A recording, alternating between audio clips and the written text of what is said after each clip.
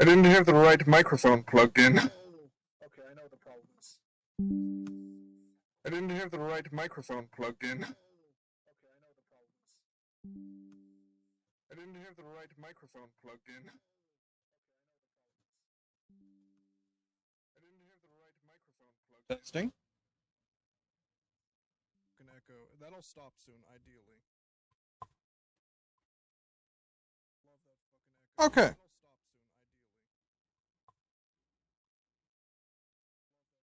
Okay. And we're stopping the echo. So hi, welcome back. If you weren't here last time, I had my preview of the stream open so that I could hear myself. Because when I can hear myself through voice mod, uh, it's a little different.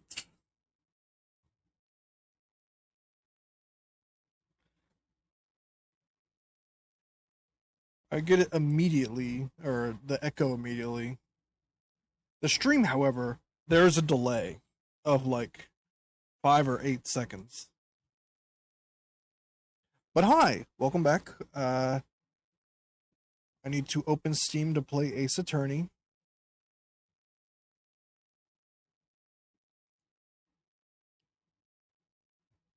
If you weren't here last time, we discovered that Ron Delight might have killed someone and was trying to, what's it called? Get accused of larceny so that he wouldn't get accused of killing someone. So we're here to defend him now. And also, Luke is in jail.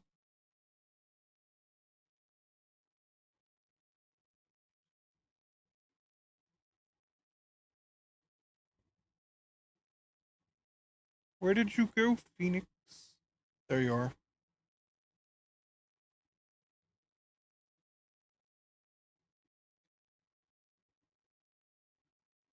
Yeah, that was a huge fucking big brain play from the prosecution. He just let Phoenix talk. Yeah, I'm just gonna let you do your thing while I drink my fucking coffee over here.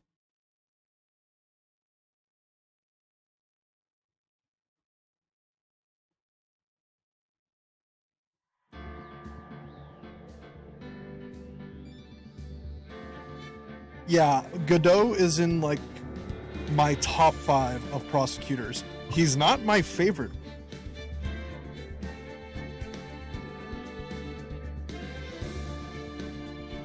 But he's pretty fucking good. Yeah, that reveal alone made me think, oh, this is a top. How many prosecutors are there? This is like. He's better than some of the later ones. No, Miles is like my second favorite prosecutor in the series. He's really good. But I do have a favorite.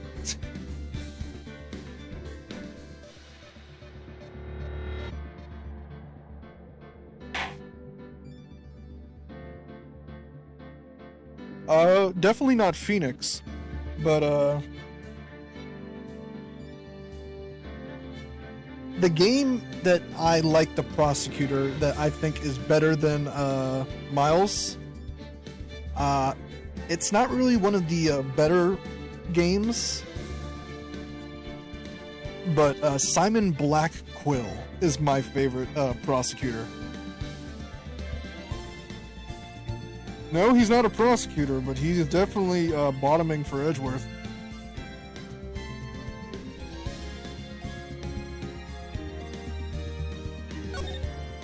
Alright. And with that, let us get started.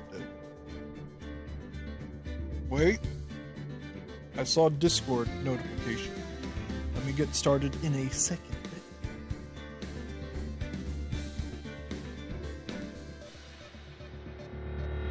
Yeah, Dual Destinies is like one of my favorite games in the series. And it's entirely because of the prosecutor. Apollo Justice is a controversial game. Some people think it's the worst in the series. Some people think it's the best.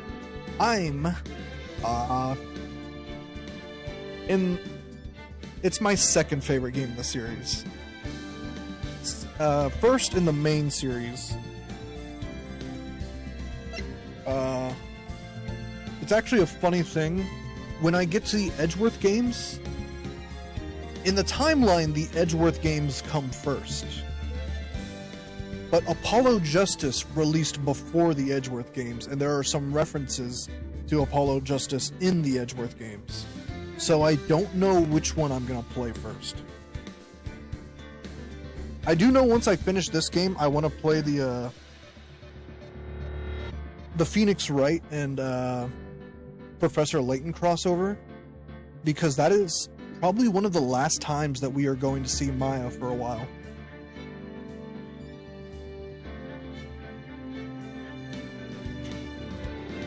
Hello! Welcome. I haven't gotten started yet. I'm literally about to. I'm just going over what I think of the series and what I'm going to do next. But for what I'm going to do right now, I'm going to finish Phoenix Wright, Trials and Tribulations, Episode 2, Stolen Tournament.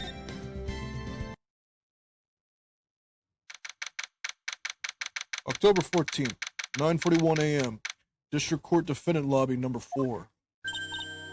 Hey, Nick! What is it this time? You won't believe how many people are here for the trial! Well, it is a murder case. What are you talking about? They're here for the trial next door! Next door?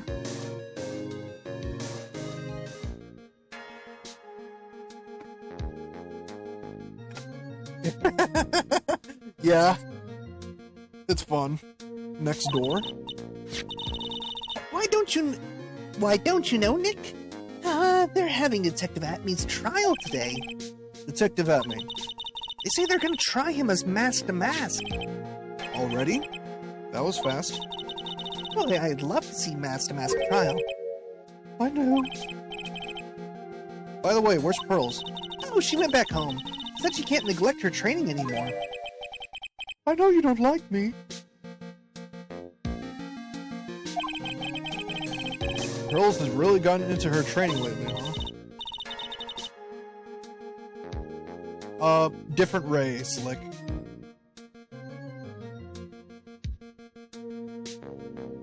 Yeah, ever since that incident last year. Please, don't ignore me! Mr. Delight, good morning.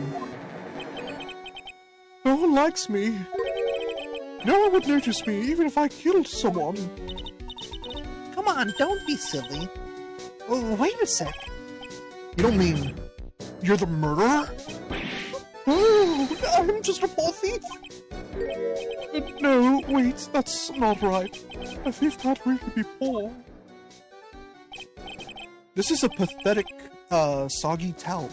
Now, let's see. According to Mr. Delight, from his second crime on, he was following a bunch of set plans. Plans that someone had been sending to him to help him commit the heists.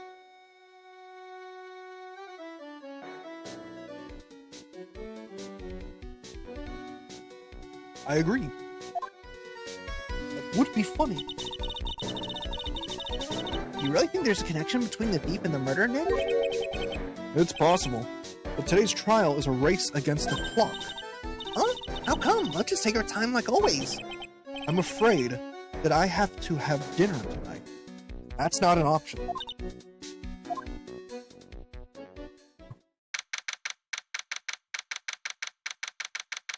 October 14th, 10 a.m., District Courtroom number 6. I didn't practice my Canadian accent. I'm fucked. Court is now incident for the trial of Mr. Rondelite. Defense is ready, Your Honor. You ready? Preparation is the last refuge of the weak. Okay, settle down, everyone. Let's begin with your opening statement, Mr. Godot.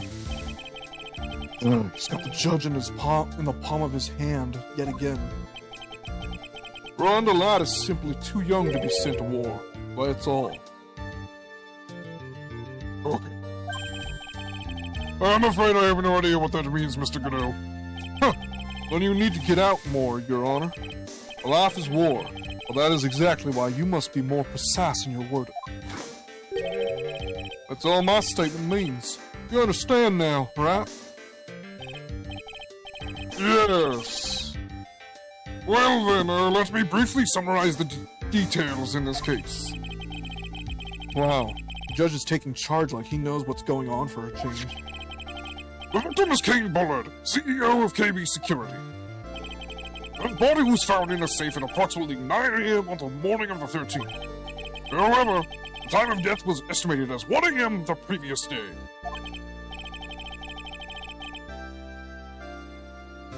I'm barely aware I'm alive. And that's when our little lost kitten dropped the ball. That little lost kitten is this soggy motherfucker over here. Of course, the defendant. Very well then, Mr. Godot. Please call your first witness. I never drink more than 17 cups of coffee during any given trial. That's why I'm so batshit insane the longer the trial goes on. But the first one is always the best. Mr. Godot, your witness? Okay then. Let's hear what the defendant, Mr. Rondelin, has to say for himself. The defendant? Well, Miss Wright, does the defense have any objections? That may be a bit of a disadvantage having the defendant testify.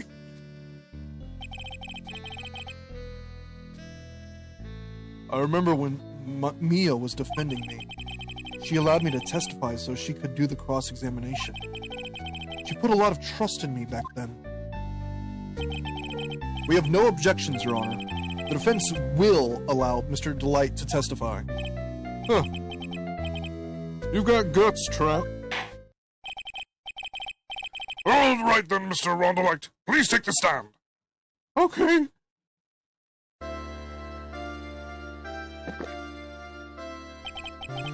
You did it, didn't you? Yes. What? Oh, no, that's not true. Guilty.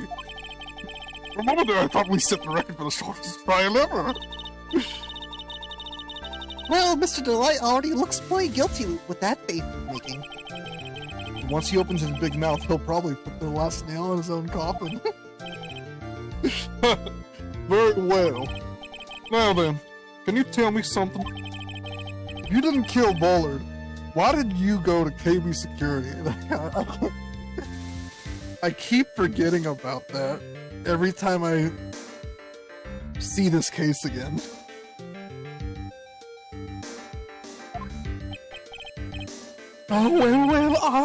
Oh, that's kind of hard to say. Boy, I wish I could go home. Now then, let's hear some testimony about what happened.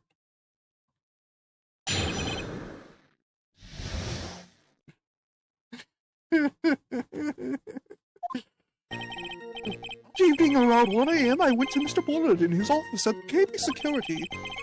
The blackmail letter I got had ordered me to go there. I'd been working for KB Security until a year ago, so I knew where his office was. 1 a.m., the exact time the murder took place. The weak get washed away by the tides of fate. The strong drink it up. Huh. It's better today, too. Just like my destiny. You'd never know that from the way he's chugging it down. Mr. Wright, your cross-examination, if you please. My visit to KB Security. That evening around 1 a.m., I went to see Mr. Bullard in his office at KB Security. 1 a.m., huh? What time was that? You're absolutely sure about that? Yes, that's what my watch said when I was entering the CEO's office. No. Actually, I'm not really sure. I watched was slow, and my internal clock was also a bit... Well, that's the exact time the victim, Mr. Bullard, was murdered, correct? It's too late for a coffee date, that's for sure. The blackmail letter I got, it ordered me to go there. It ordered you there? It was the first time I had gotten a blackmail letter somewhere. It ordered me to go somewhere. Does that mean you've gotten other blackmail letters then? Oh, of course. They'd say things like, steal this or take that. Why don't you save those for later, Mr. Delight? Please don't say anymore. Now, what should I do? So what did the blackmail in question say? It said to bring $50,000. Money, a perfect motive for committing murder. Oh, what? Oh, wait! I never intended to pay that money anyway. Oh, is that right? After all, he had nothing to hold over my head. I had nothing to be afraid of. An important point indeed. Witness, let's have that added to your testimony. Yes, sir.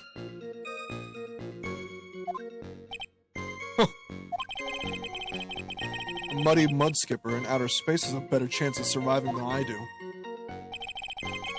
The blackmail threat didn't scare me. It wasn't going to cause me trouble or anything. Just what were you being blackmailed about anyway? The blackmail letter... Oops. I'm sure it was referring to the whole master-mask thing. But I wasn't worried. Mr. Bullard didn't have anything on me. He didn't? Anyway, I don't care what anyone says about me. Just as long as Desi believes in me. So that's why Mr. Light didn't believe he was Mask the Mask.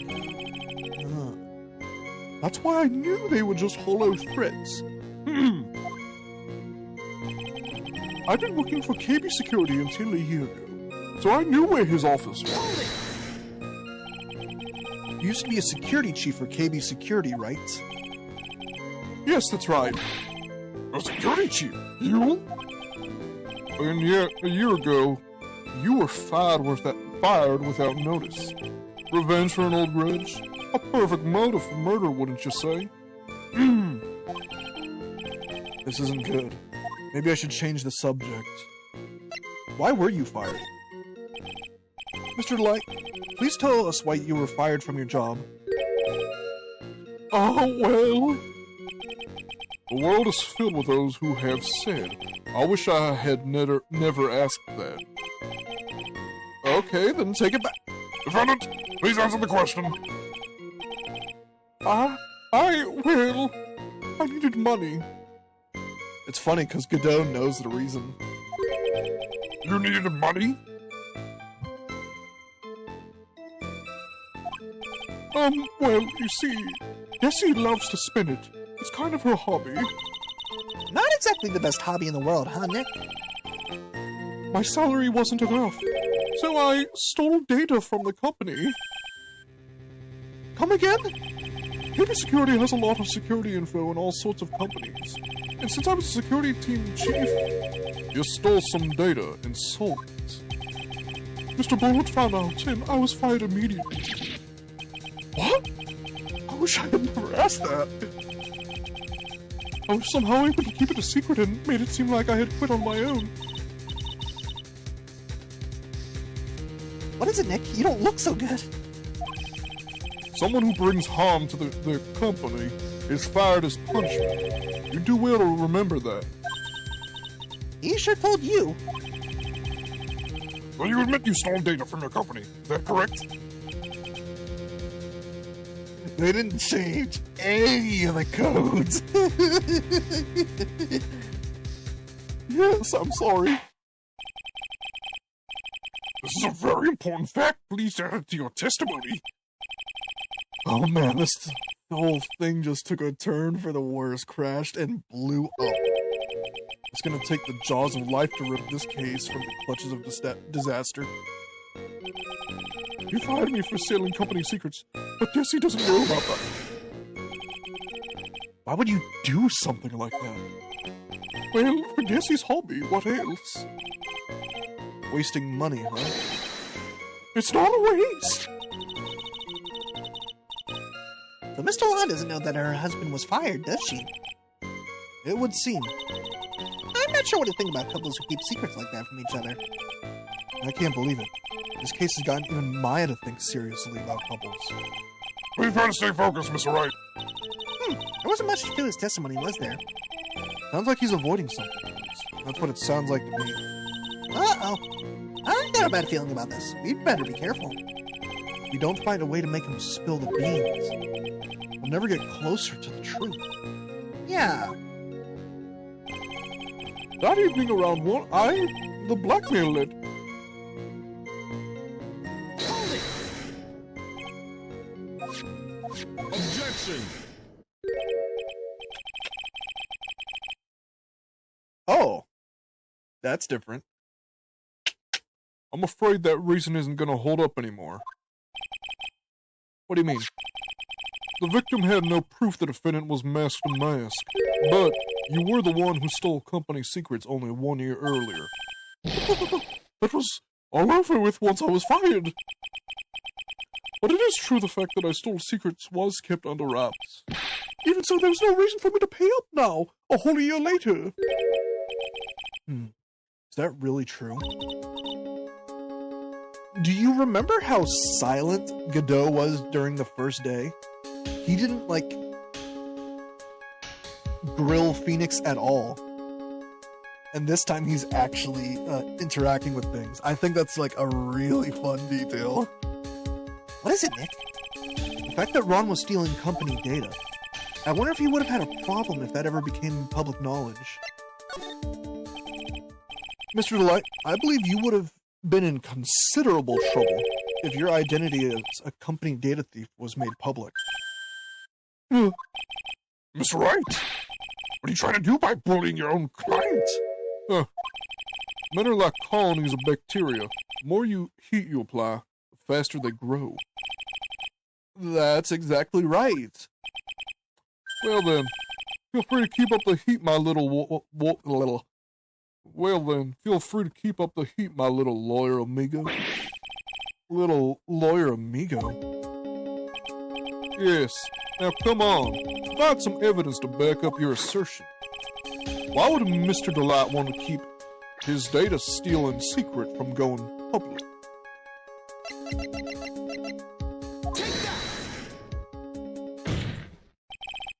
Mr. Delight, what you said just now doesn't match what you told me yesterday. Huh? What doesn't? I think you must have been scared, very scared, of having a certain person find out your secret. A certain person?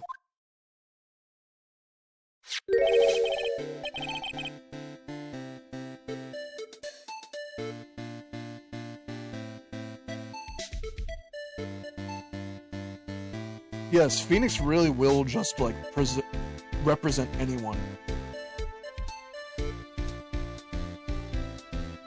I love Ron. He is so pathetic. Miss Desiree Delight, the defendant's wife. But I... Listen to me, I guess she's... Looks like if I just sit back and relax, the fun will end before it truly begins. Godot. Yes, we know. It was all your wife's fault. What do you mean? Mr. Delight stole company data to pay for his wife's spending habit, for which he was fired.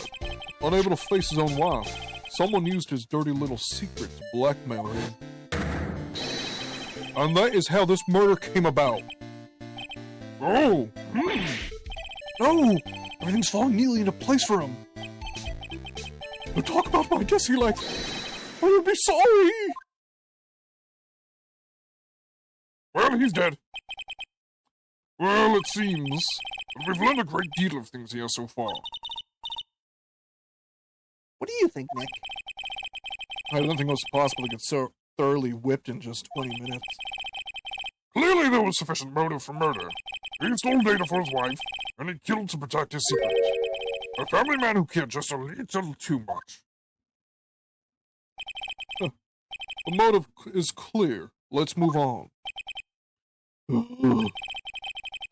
What happened at the crime scene at 1 a.m. in the morning, Mr. Delight? Come now, tell us your secrets. I didn't read that.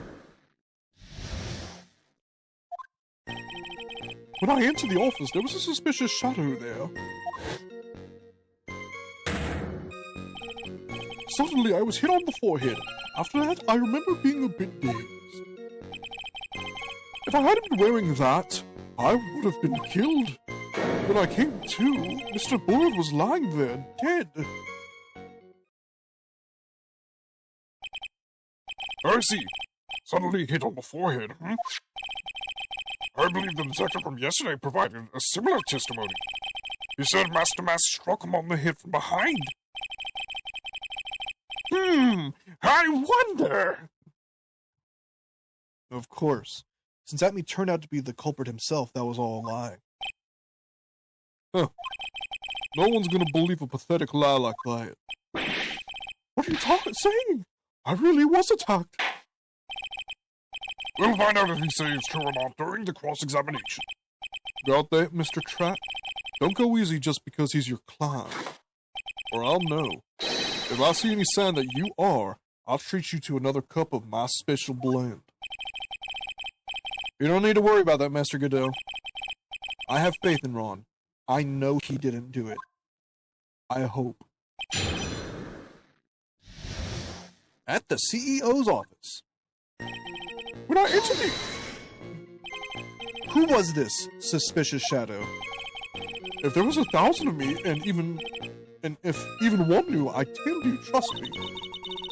He's dodging all of our questions, is not helping with his case. Okay then. How was the victim, Mr. Bullard at the time, dead? What do you mean by how was he? Was he already dead? Was he still alive? Maybe he was the one who hit you in the first place. That's a good question. What do you think, Mr. Wright? Forget it. Suddenly... Your forehead. Yes, I was hit on the forehead as soon as I entered the room.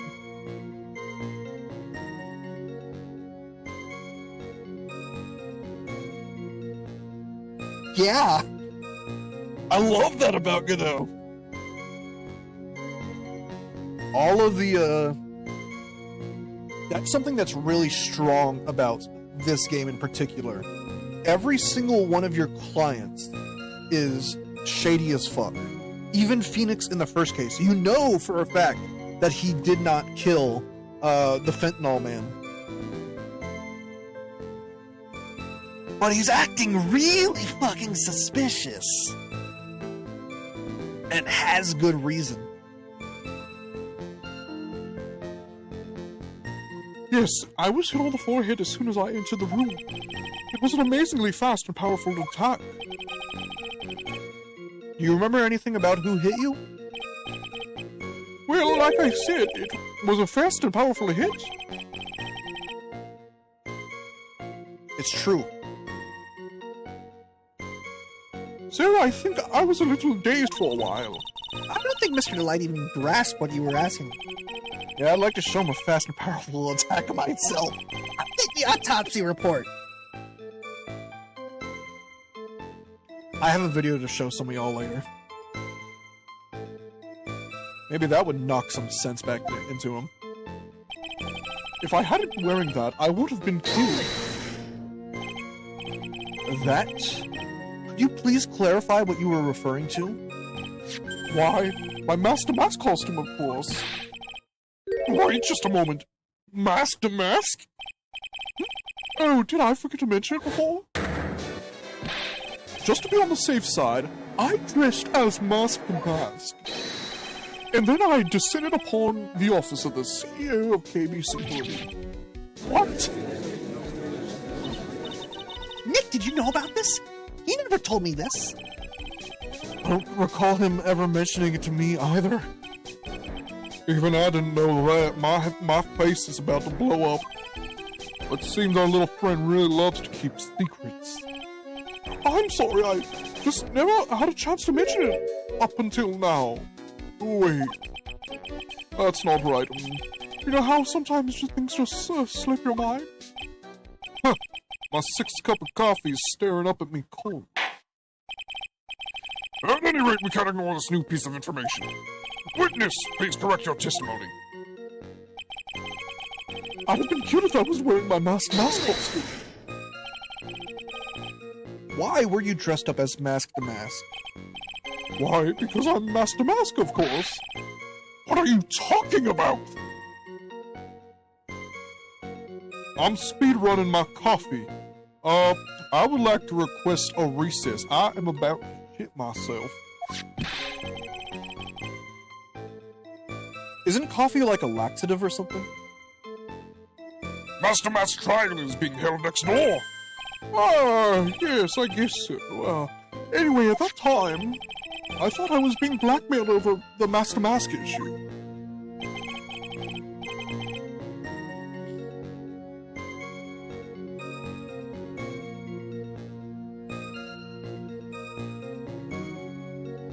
Oh, 100%, yeah. That's... Even Simon Blackwell, my favorite prosecutor, we haven't seen yet, he does some really wild leaps of logic. Godot is... His is pretty solid, actually. And he's not, like... He's not blackmailing the witnesses to lie 90% of the time. He's just like, I think this motherfucker did it. Yeah, send his ass to jail.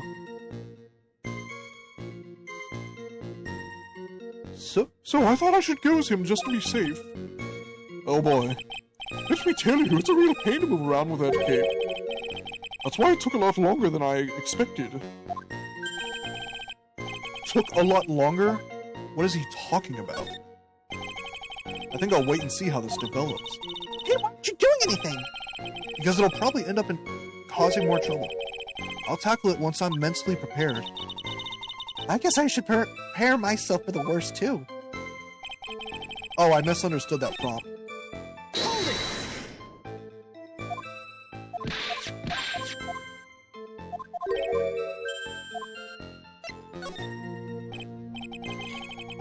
What do you mean by took a lot longer? Oh, opening the safe, of course. My cape got caught on the safe door, you see. This all happened when I was hiding Mr. Bullet's body. What was that? Back up a second. Yes? You were the one that hid the body in the safe? Well, yeah. Inconceivable!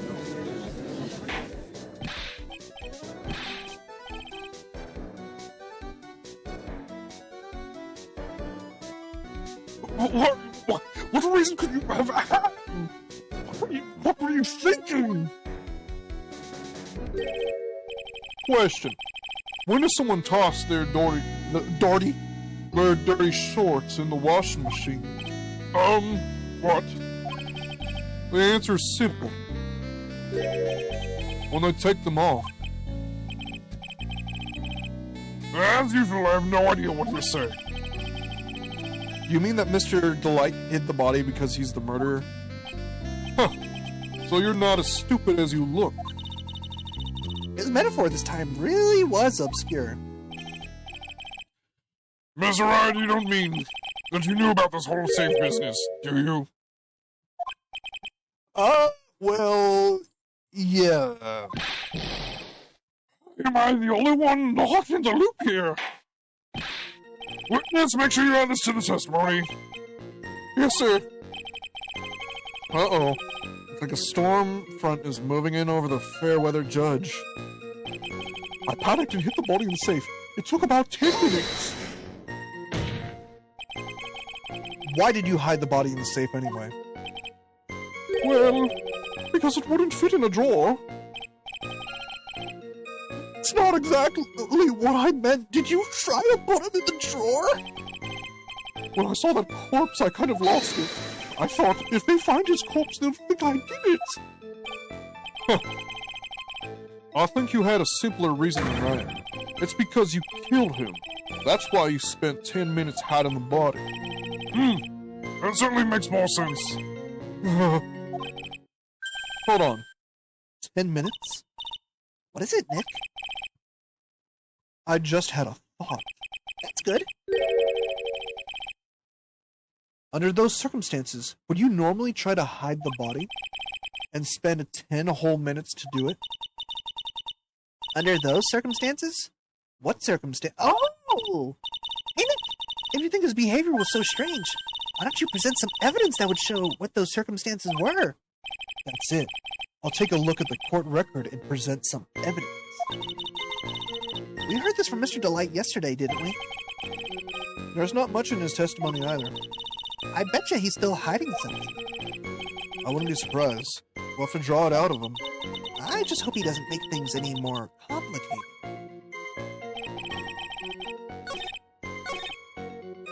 I'd have...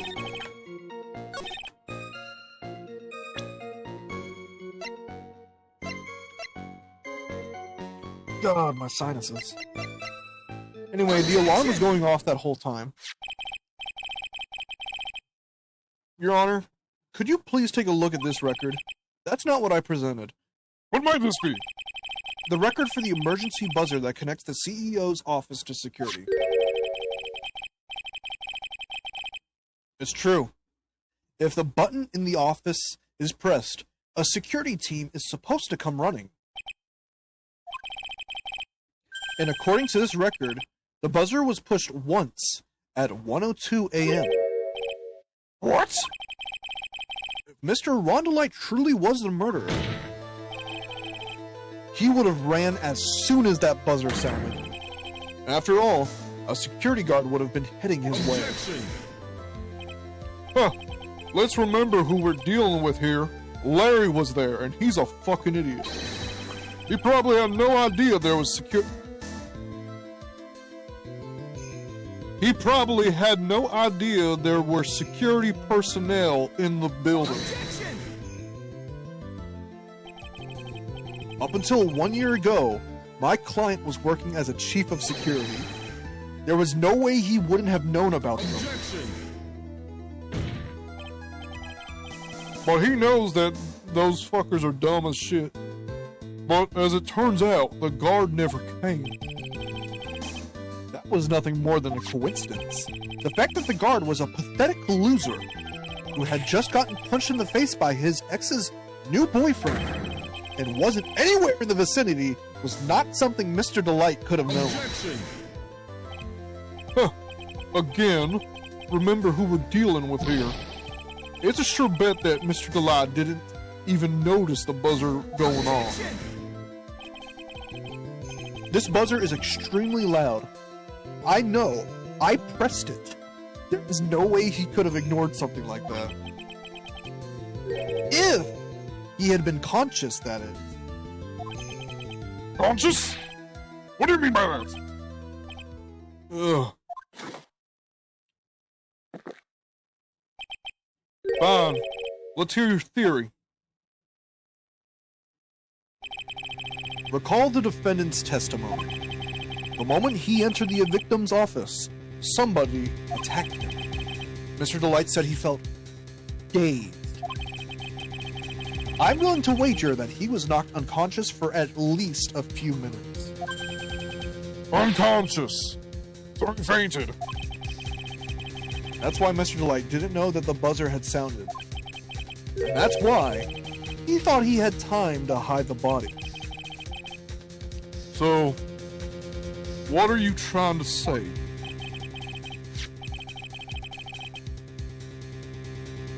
Oh God! I gotta get out of here! Someone's gonna accuse me of murder! Mr. Delight was knocked out and the buzzer went off soon afterwards. Now, unless the client was able to hit the buzzer while he was unconscious, it can only mean that there was another person in that room. That's right. Whoever it was, they knocked out Ron Delight and then pressed the buzzer. Order in the court! Mr. Wright! This is... This is preposterous. It was this kid. Ron DeLite is the one who killed Kane Bullard. Objection! Then who pressed the buzzer? It was the victim, of course. He pressed the buzzer when the defendant attacked him. He didn't die right away. He must have held on long enough to push that button. Ugh. The Kane Bullard sounded the buzzer himself. What is your opinion on this, Mr. Wright? I need to prove that the real criminal was at the scene. But how? Can I prove that it wasn't Kane Bullard who sounded the buzzer? I can prove it, all right. The defense's opinion is this, Your Honor. This piece of evidence proves that it wasn't the victim who sounded the buzzer.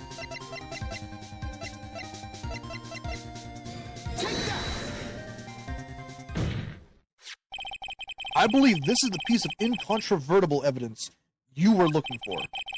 The emergency buzzer. Is there some kind of clue on it? Absolutely not. Hey, come on now. At least give some thought to what you say before opening your mouth. The fact that there are no absolutely clues is itself the clue. No, I'm the one who's clueless. This button has no fingerprints on it. If Mr. Bullard had really pressed it himself, naturally, he would have left his fingerprints behind. Objection! Ron DeLite obviously wiped them all. Objection! Why would he? A guard could have come in at any moment. He touched that button. I know he did. Objection! The defendant, Mr. DeLite, was dressed as Mask the Mask. And Mask the Mask always wears gloves. What reason could he possibly have had to wipe the button free of fingerprints? Order! Order! Order! It would seem I've been forced to eat crow. I wonder what blend number crow flavored coffee is. Whoever the real killer was there at the scene. Or that person pressed the emergency buzzer. Shouldn't they have run away without putting themselves in extra danger? Do you know, Mr. Wright? What's with this awkward silence all of a sudden? It looks like you're fresh out of parlor trick. Don't you, Nick? Just give me a moment to collect my thoughts. The real culprit killed Mr. Bullard at around 1 a.m. And Mr. DeLite just happened to waltz in when the murder was taking place, right? The killer clobbered Mr. DeLite and then sounded the buzzer. Even though security was supposed to respond right away if the buzzer was pressed. Security was supposed to respond. Time's up, Mr. Wright. Let's hear what you have to say. Very well, then. You've got some goods. I like that in an opponent. Why did the real killer sound the emergency buzzer?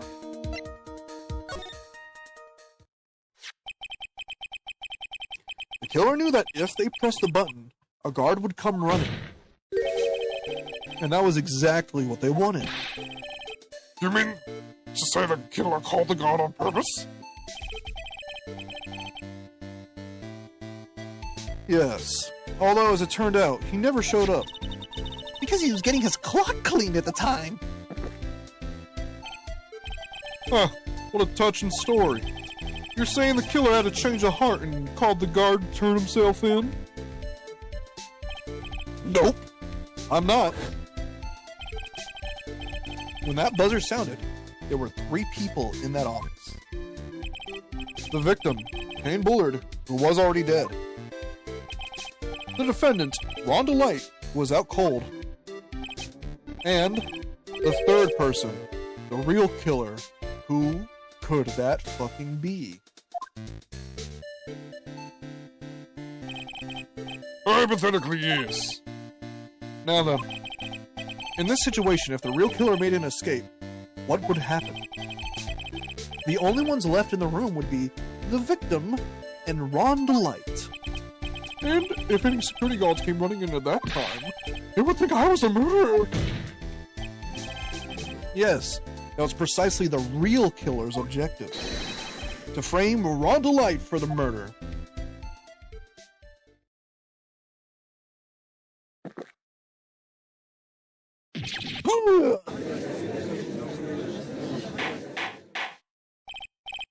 Order! Order! Order! Huh. It would seem I've been made to eat my words once again. Actually, you've been made to do a spit take with a cup of coffee. Are we gonna janitor in here? Mr. Delight, who was it? Who was it that tried to frame me? Wait. Wait a second. I'm the one and only Master Mask, so... Nick, you mean the real killer is... We're gonna drag that person in here right now. But who is it? Oh, if you don't know, that's really good then. I'm not gonna tell you. I don't have any solid proof yet, but think about it. The killer knew Mr. Delight's identity, and they also knew that he had been called to KB security that night. So the killer used him to execute a well-crafted plan to murder Kane Bullard. Now then, let's hear your accusation, Mr. Wright. Who was it that framed Mr. Ron Delight for the murder of Kane Bullard?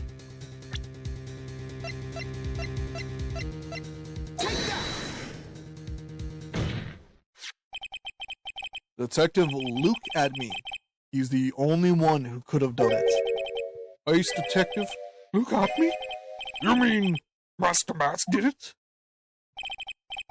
Your Honor, the person being tried in the court next to us is not Master Mask at all. He is in actuality the true murderer of Kane Bullard. Order! Order! Mr. Wright, explain yourself! Theft and murder. Which is the more serious crime? Not even close. Murder is a more serious crime, of course.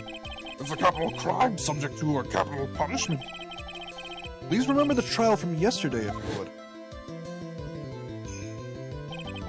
When Luke Atme confessed, there was a huge commotion in the courtroom. Of course, a famous detective was unmasked as well, Master Mask.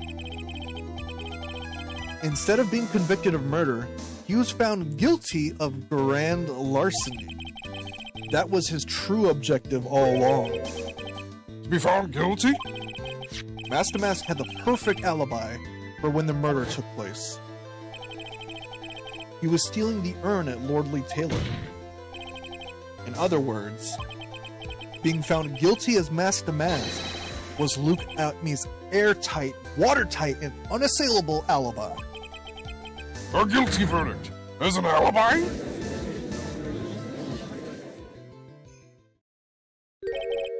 You know, it's almost time. For what? For Luke Atme's verdict. It was a pretty simple trial, after all. If we're gonna stop this trial and stall that one, we need to do it now. Of course. That's assuming you have proof that the detective was the one who committed the murder.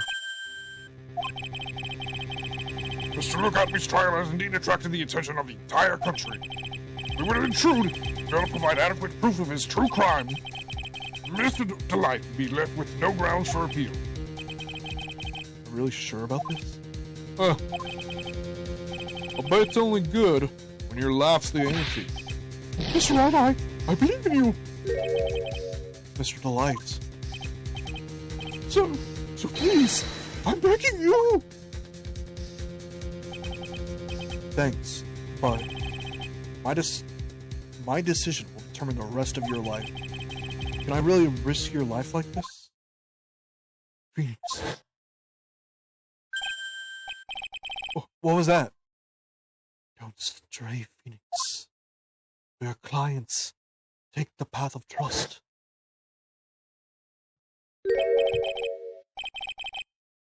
That voice sounds like Mia! Your Honor, the defense requests an immediate recess. Huh.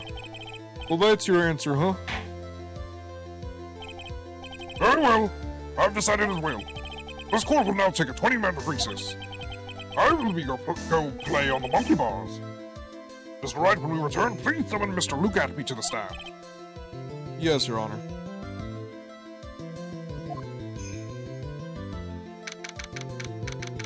October 14th, 11:58 a.m. District Court Courtroom, number 5.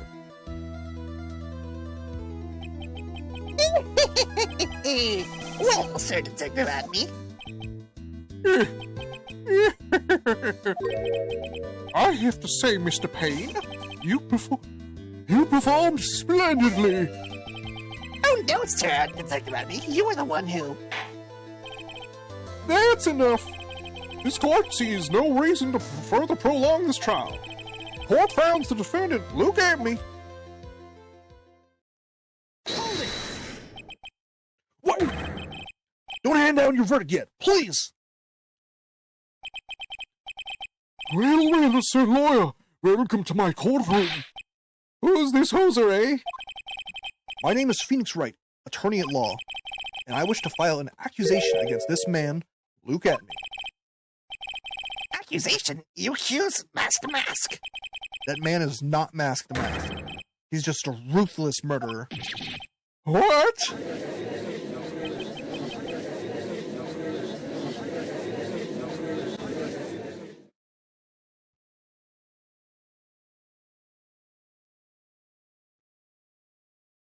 Good oh, there was a second judge.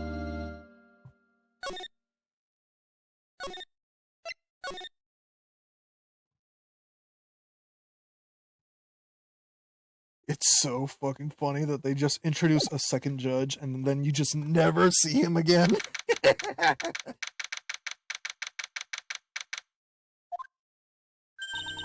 My sis? I could have sworn I heard Mia's voice. But then she's still alive, inside your heart. Nicky Ball.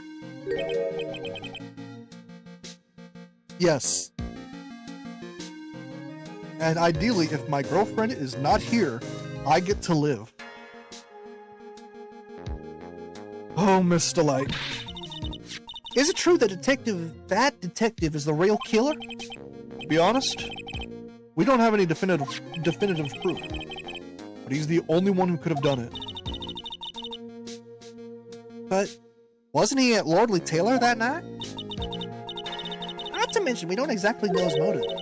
I mean, why would Detective Atney want to kill Kane Bullard? Oops, it's almost time. Better get back to the courtroom. I need to find some solid proof. And it's gotta happen sooner rather than later.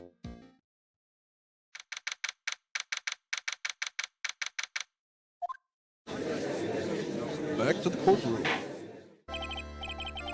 Now then, this court is back in session. Mr. Luke Atby, please take the stand. Well, how do you do, Sir Lawyer?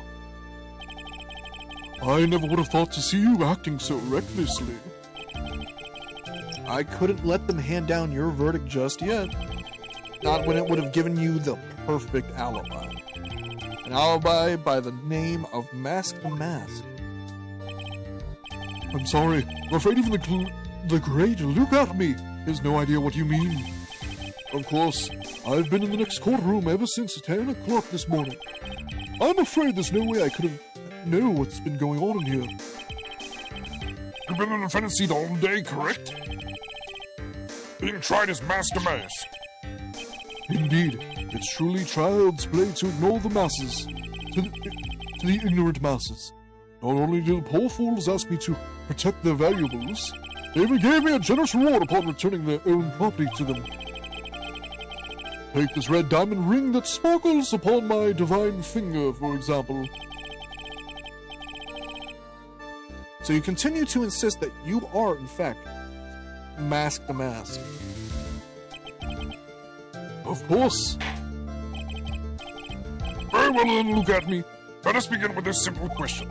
On October 12th at 1 p.m., Kane Bullard was murdered. Where were you at that time? One without knowledge lacks even the knowledge that he... One without knowledge lacks even the knowledge that he should be ashamed of himself. But don't worry, I will not hold it against you, Sir Judge. Thanks? Alright, Mr. Etney. The night of the murder. Speak. We're all ears. As you wish, Sir Prosecutor.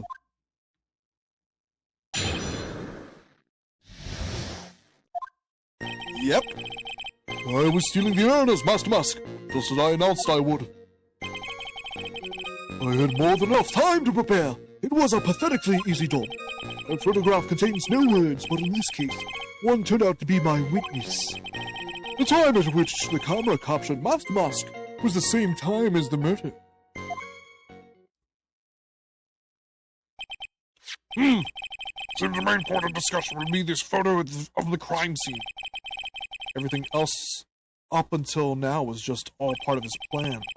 There has to be a secret to this picture as well. Even the great Master Mask cannot be in two places at once. Now then, if you'll excuse me, I have a verdict to receive. Unfortunately, Mr. Atney, we still have to do your cross-examination. A fool is too foolish to know that he is a fool. I think he's trying to say that you're full of it, Nick. The only thing that's full of it is his alibi.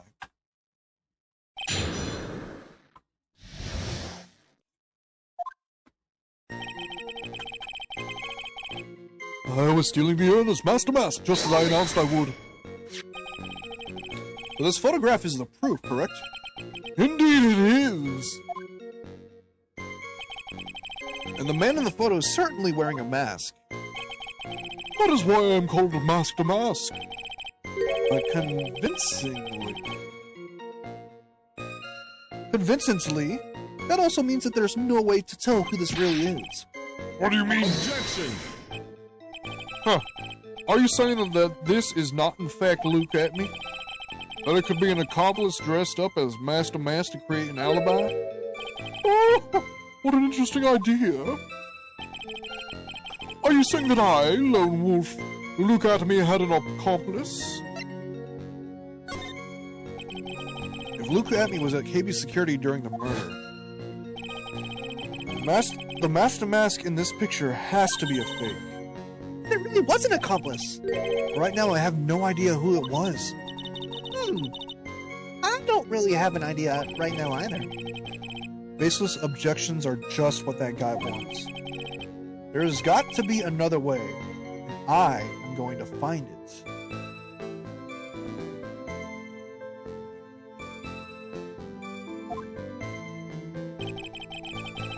I had more than enough time to prepare. It was a pathetic... What the fuck, man?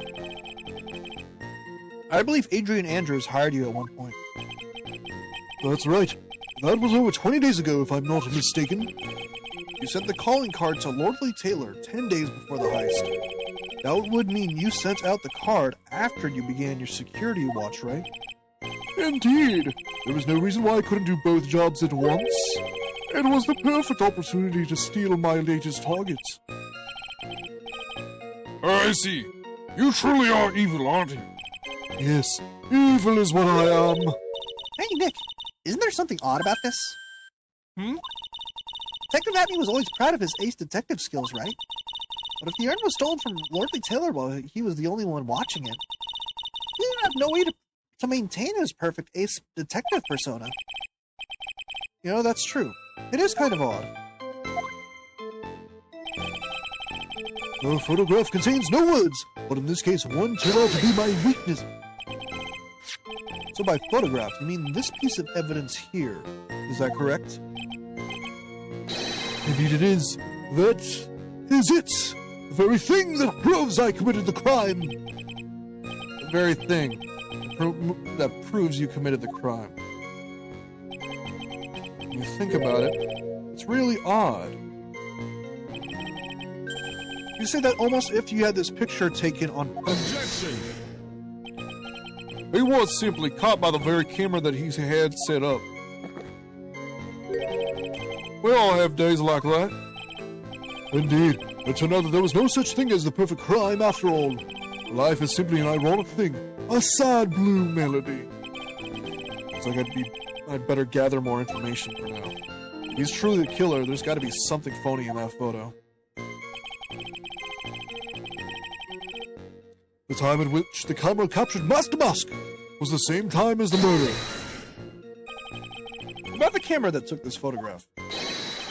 Oh, come on now, it's all too clear what you're thinking. Huh? You think that I altered the timestamp on the photograph, don't you? I'm afraid that's impossible. The camera was set up by Lordly Taylor, and on top of that, it was Lordly Taylor's staff that printed that picture's data. Unfortunately for the defense, there's no way that picture could have been altered. See, Looks like I'd better find something else that could be suspicious. So this alibi is false? It has to be, or he couldn't have killed Mr. Bullard at KB Security. I'm not really spotting anything unusual. There are two possibilities. Either the Master Mask in this photo is a fake, or the photo itself is. I was stealing the air.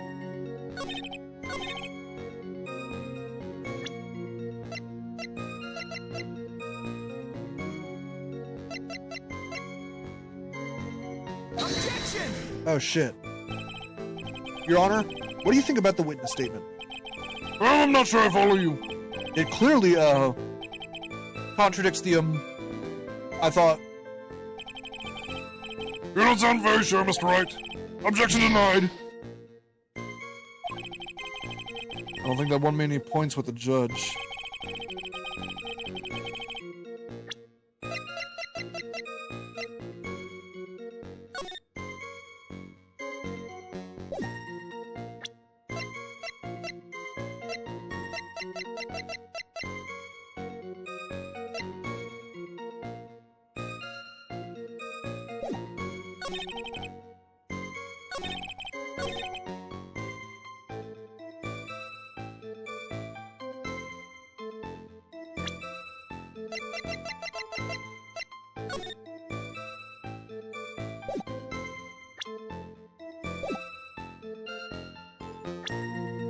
What's that?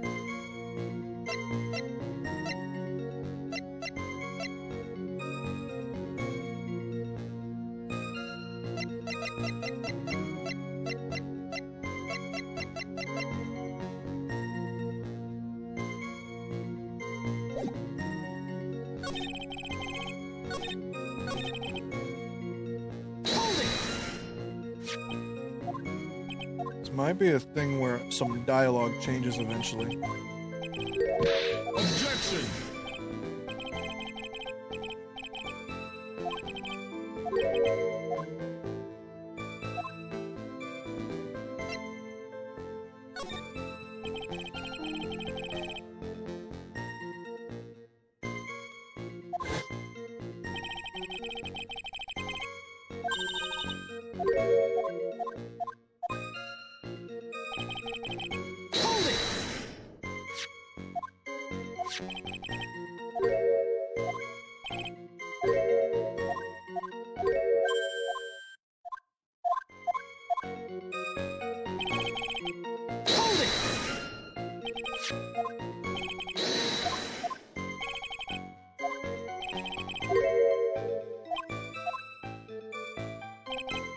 Come on, think long and hard about that night. The basement warehouse in this picture that supposedly captures it. It's gotta be here. Isn't there something funny about this picture? There we go. Are you implying that this picture is a fake? You bet I am. There's definitely something strange about this picture. We took a look around the basement warehouse that night before the theft took place. And there's something in this photo that doesn't match my memory of that night. Very well, let's hear what you have to say. What about this photo do you find funny?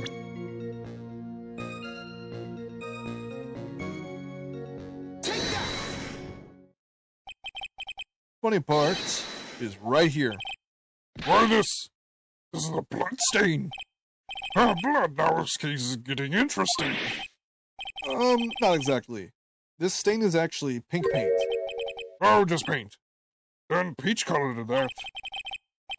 From blood to peaches, the judge sure loves going on his wild tangents. The problem with this photograph is not the paint. The problem is when you consider the layout of the basement warehouse, it turns out that something that should be there is nowhere to be seen. Well, Mr. Wright, what is supposed to be in this picture instead of the paint stains? The supervisor of the treasure exhibit stated the following. Well, there's good reason for that. On the day of the crime around noon, that golden statue just happened to arrive from the mountain training hall. I realized the statue would be the perfect size for covering up the paint stain. That's why I put it there when you first saw it. I myself was there the night the theft took place, and saw the statue in that pot. If this picture was truly taken on that night, then the statue should have been there. Objection! But when I went there the day after the theft, that statue in the old bag was sitting in the corner. Perhaps it was somehow pushed there accidentally. Your Honor, that's a solid gold statue. This statue is slightly larger than yourself and quite heavy. It would take more than an accidental push to move it that distance. In that case, can you prove it? Can you give us the rhyme and reason as to why that statue was moved that night? Can you do it, Nick? Never mind who moved it. The real question is, why did they move it? Well, Miss Wright, I hope you're prepared with your answer. Now then, who is the one that moved the golden statue on the night of the crime? The one who moved the statue is none other than Luke Adney. Come now, sir lawyer. There you go again, on one of your strange delusions. Mr. Wright, what basis do you have for your strange delusions? It's very simple. The witness was the only one in the basement warehouse that night. That is indeed very simple. However, why would I want to move a heavy golden statue? The reason for moving the golden statue, here's where a battle really begins. Well, Mr. Wright, what reason did the witness have to move that statue? The reason can be found here in this photograph. Look at me. You pretended to be mask to mask to create an alibi by showing you were at Lordly Taylor that night. This photograph contains a single fatal flaw. If the statue had been there, your lie would have been exposed like cheap film at a drugstore. That is why you had to move the statue. The single fatal flaw? Interesting theory. Please enlighten us. Just where in this picture does that lie exist?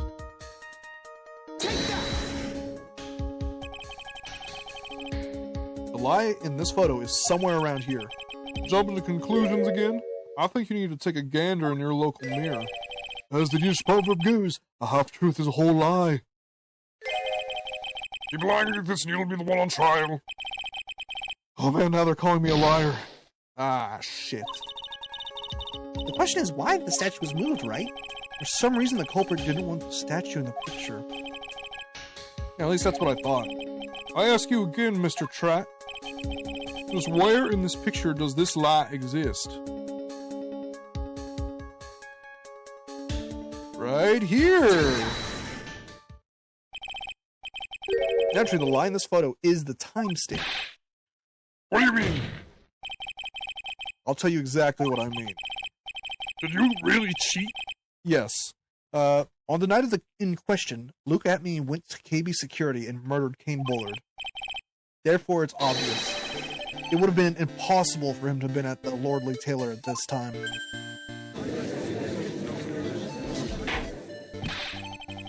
What does that have to do with the statue being moved? Remember, if you will, Your Honor. When was the statue placed besides the warehouse door? Well, the statue was taken down to the warehouse on the day of the crime, and it was placed there in order to cover up the paint. Exactly. Luke Atney had already decided on the time when he was going to kill the victim. And so, in order to create an alibi for that time, he took this picture days before the murder took place. What the? Of course, the statue hadn't yet been brought down to the basement warehouse yet. Ah! So, on the day of the crime, Mr. Atney must have been quite nervous. As nervous as a long-tailed cat in a rocking chair factory, so to speak.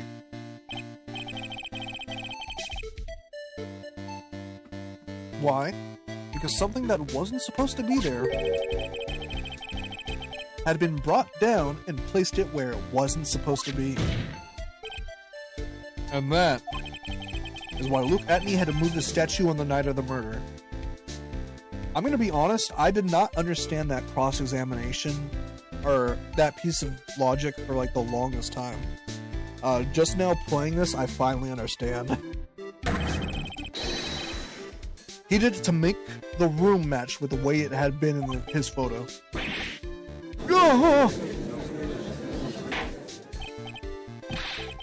Order! Order! Mr. Atney, is this true? One moment, Your Honor. Have you forgotten this? What's that? So he took that picture in advance, and that statue was not there. So when a statue was placed there on the day that he knew was going to commit the crime, he moved the statue so that it would line up with the photo that he took in advance.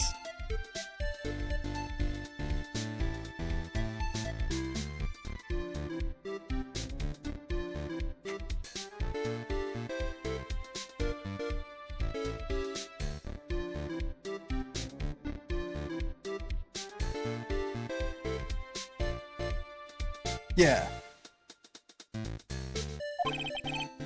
Wait a minute, have you considered this?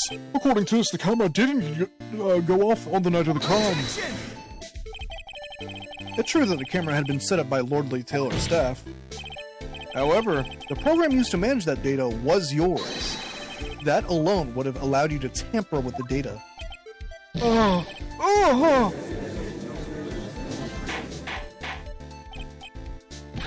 Order! Mr. Godot, what is the meaning of this? I'm glad you asked. Go, I warned you about making me wait. Now put that coffee down. My 11th cup. I promised to drink no more than 17 during a trial. Which means I'm really glad we had that recess earlier. Which means I'm still good till the last drop. Whoever the defense has a very good point. A good point? So what? We are all but travelers on a road of infinite points. Oh, I think he got his points mixed up with his other points. So you say this photograph was taken ahead of time, and that the statue was moved in order to make a match. It's a very interesting idea. However, there's one point that can't be denied. Which is that it's only a possibility. Men that are trapped by the chains of maybe can never reach their dreams. That's true. No way, don't fall for that, Your Honor. Hey, Mr. Damask. Yes? If there's no funny business in your actions as Master Mask, there should be no problem with you telling us your strategy, so let's hear it. Yes, please provide this court with your testimony. About your plan to steal the sacred urn.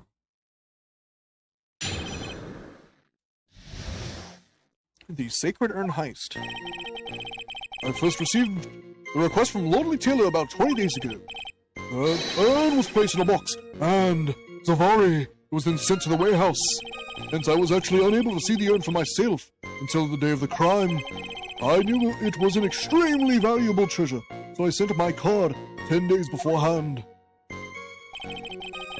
And then handled the security by myself to ensure that my crime would go smoothly. At last, I held the urn in my hands for the very first time at 1 a.m. on October 12th. That's pretty much all the stuff we've heard before, isn't it?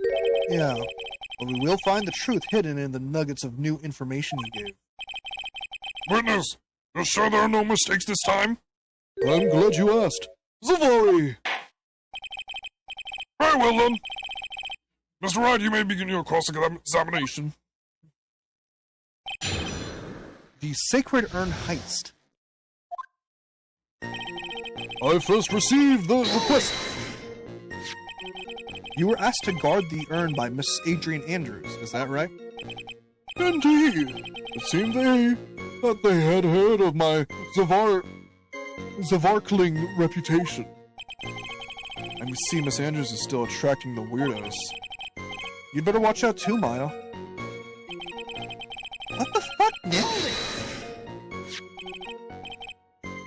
You mean this box?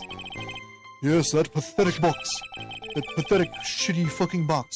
I'm gonna beat the fuck out of you. Lady Andrews was especially taken without her, and she wouldn't let anyone into the storeroom, not even me. Huh. Interesting new tidbits. Hence, I was actually unable to see the urn for myself until the day of the crime. So you're sure that you had never seen the urn before? Indeed. You may ask Lady Andrews to confirm for yourself. My security was too focused entirely on the entrance to that warehouse. However, look at me. They let no information whatsoever slip through my fingers. I knew it was an extreme... You mean this calling card? That's right. That is without a doubt my calling card. I guess Mr. Delight didn't make this after all. Of course, because Atme knew about the emblem. Making this card authentic would have been child's play for him. I then had... Then no one entered the basement warehouse? Unfortunately, there were many different treasures being taken there. Thus, for a period of approximately 5 days, people were indeed going in and out of the warehouse. At last... And this photo? This is the photo that proves that, huh? Indeed. To be honest, even if a photo was taken, I didn't think it would matter terribly much. Hey, Nick, if this photo's a fake, Detective Atme might have stolen the urn whenever this was taken. That's true. No, he's been saying he never saw the urn until that night. If we can prove that he's lying there, we can wrap this up and put a bow on it. I need to take a good hard look at the court record. Not a lot to go on, is there? That detective's been covering his tracks. There's only one thing we need to prove in this cross-examination. That he took this photo well before the actual night of the crime. Alright, how did we do that? It's one thing that Atme stated very clearly, that he had never seen the urn before he had stole it. We need to prove that he's lying. I don't remember what the... There I am in the picture.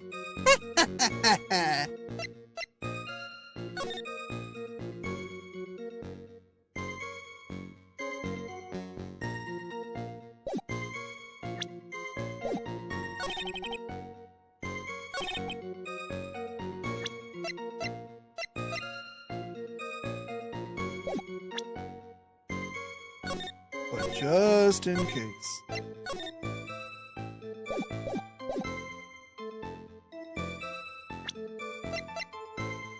Objection! Uh-oh! Your Honor, that statement contradicts this evidence. What evidence do you mean? Are you save scumming?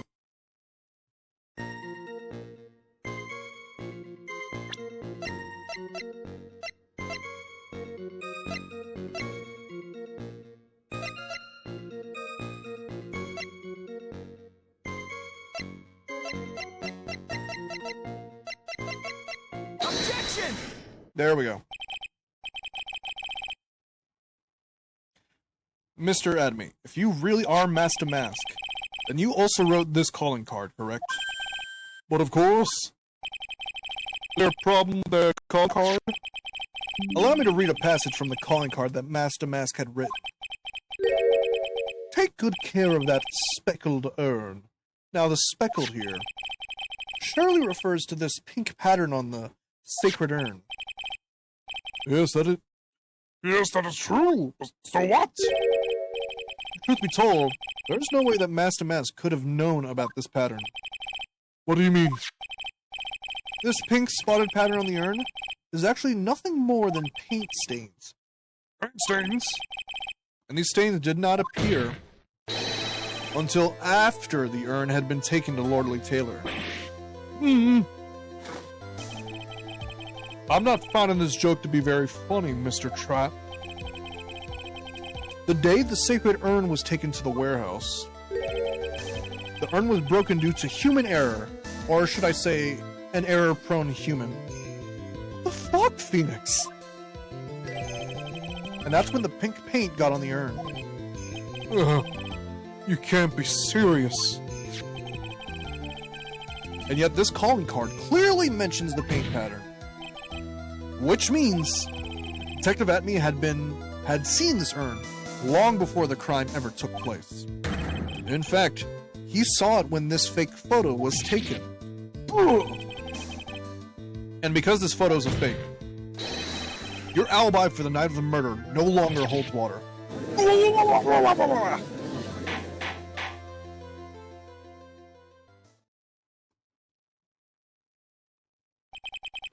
Witness!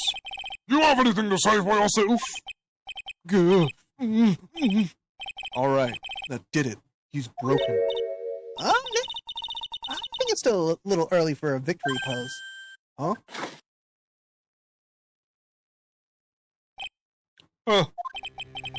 It's so sad. No one has any conviction these days. Conviction, you say?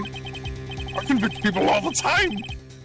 Yesterday, we all decided unanimously that this man was Master Mask, and now we're calling him a murderer. You don't think we're being a tad fickle? That's a good point! No way, don't fall for that too, Your Honor! You say that Luke Atme was the one who killed Kane Bullard?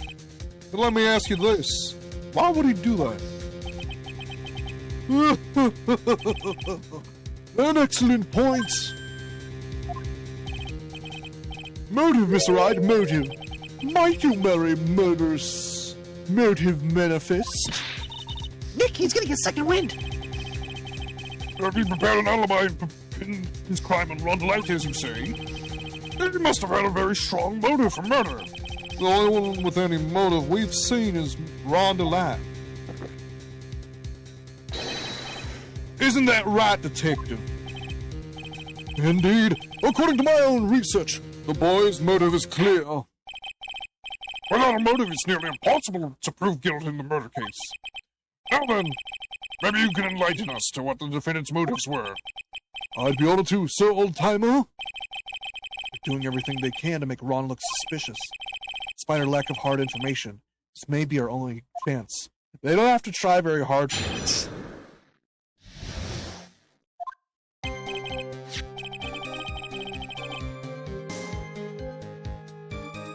It's not at all. If there's ever... Actually, this case is a good example.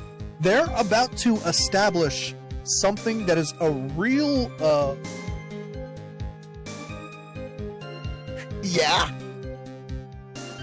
They're about to establish something that actually exists in, law, in this trial, that is never brought up again. I'll let you look for that. Luke Atme had no points of contact with the victim whatsoever. Kane Bullard decided to investigate Master Mask and simply mistook who he was. It was Mr. Bullard who sent the blackmail letter and sent it to Ron Delight. It was again Mr. Bullard who harbored a grudge against Mr. Delight for his betrayal. Mr. Bullard's mistake is quite excusable. The defendant truly believes he is Master Mask. That is why Mr. Delight saw it fit to kill Kane Bullard. Truly a tragedy.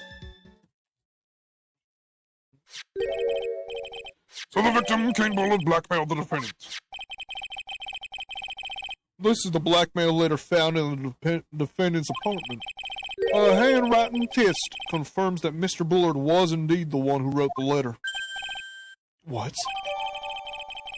Blackmail letter updated in the courtroom.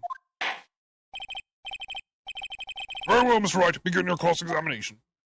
And I definitely am not a master, handwrite copier person. That was a joke, he's not. Look at me. And who in the world is going to prove that? I will. After doing a thorough background check of Detective Atme and Kane Bullard, we were unable to find any links between them. It's all in the report. Perhaps they were connected through their work? They were both involved in security. Nope. Nope. That was blunt. In any case, the only one with a motive was Mr. Delight. Kane Bullard. Mistook? That's right, mistook. From the Old Norse mistaka, meaning to take an error. That wasn't what I meant. As who did the victim mistake Master Mask to be? Why, the answer is obvious. Ron Delight, of course. Boy, I'd like to wipe that smug look off this guy's face. Why would the victim mistake the defendant from Mask to Mask? Don't you already know that? Zavari, take a look at this newspaper. Oh, that's the famous tear of Amaron. A magnificent jewel. This photo shows a magnificent detective as well, does it not? Howdy. Oh, I know you. Thank you for the follow. Furthermore, it shows an ugly guard, namely the defendant. Defendant? The victim clearly misread this article and Zavari. He got the wrong impression. The impression that this ugly security guard was in fact Master Mask. I see. That's an unusually reasonable deduction. It was Mr. Bullard who wrote the blackmail letter and sent it to Ron Delight. I meant to... There we go. You mean this blackmail letter right here. It says bring $50,000. And the handwriting is, without a doubt, the victim's. There's no mistake. We have an official report to prove it. But I don't see an addressee on the letter anywhere. An addressee? This letter was discovered in Ron Delight's apartment, and Mr. Delight did show up at the designated place and time. The fact that there is no addressee is irrelevant. I wonder. What's up, Nick? I just had a thought. What if that blackmail letter wasn't meant for Mr. Delight? Whoa! Do you have any evidence on that? No! For some reason, I just can't shake the feeling that there's something not quite right about this blackmail letter. Well, everyone, are you quite satisfied? And it was again that Mr. Bullard who harbored a grudge against Mr. Delight for his betrayal. What do you mean by that? Oh my, I was certain you were already aware. Safari! KB Security... KB Security has a lot of security info on all sorts of companies. And since I was the security team chief, I stole data from the company. Whoa! Kane Bullard has yet to forgive young Mr. Delight, which is why he sent him that letter upon mistakenly believing he was a thief. There's the file that we discovered in Mr. Bullard's office. Evidence that Mr. Bullard was receiving money through blackmail. However, isn't this a bit odd? Why did the defendant pay Mr. Bullard the money? Even though he wasn't actually Mask to Mask. On that point, there was an unfortunate bit of chance. Mr. Bullard's mistake is quite excusable. The defendant truly believes he is Master Mask. Do you really think that story's gonna hold up? I believe it. That assertion is not merely my own, I'm afraid. What do you mean? I have here a memo from Ron Delight's wife, Desiree Delight. And there goes number 16. Ronnie thinks he's Master Mass. Don't you feel sorry for him? Please don't think too badly of him. Huh. Well, Mr. Tripe? Was he trying to act like Miss Delight just now? I thought he was actually pretty convincing. That is why Mr. Delight saw it to fit to kill King Bullard. Truly a tragedy. Now, that's just your imagination talking. Come now, sir lawyer. I'm afraid imagination isn't the right word for it. This is a deduction, the result of a carefully applied reasoning. Can we hear that careful reasoning for ourselves? It's a long story, and better saved for another time. Very well, another time. The so-called long stories aren't usually that long. At least not in my experience. So you're gonna try to connect Detective Atney to Mr. Bullard, right? Yeah, that's right. Hopefully it won't require surgery either. In that case, you'll have to talk about the blackmail. That's true. Is that blackmail letter really intended for Ron?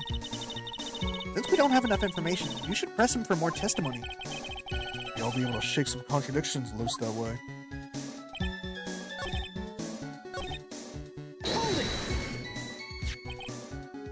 I mean, this letter right here doesn't bring money. There's no mistake, it is official.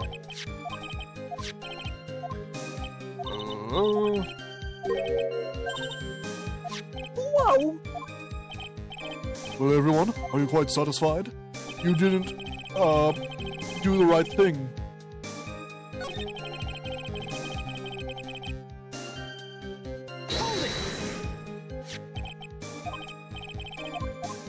Oh, I have to present something. Okay.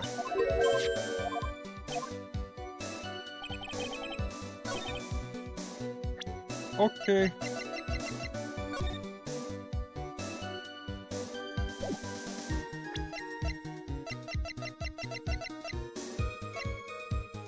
Okay, if I'm wrong, I'm wrong. Objection! I'm wrong. Your Honor, that statement contradicts this evidence. It does? I don't see anything contradictory. Huh? Really? Objection denied. Better think before you make accusations. Whoops! Mr. Wright, are you saving your game? No? Okay. Objection!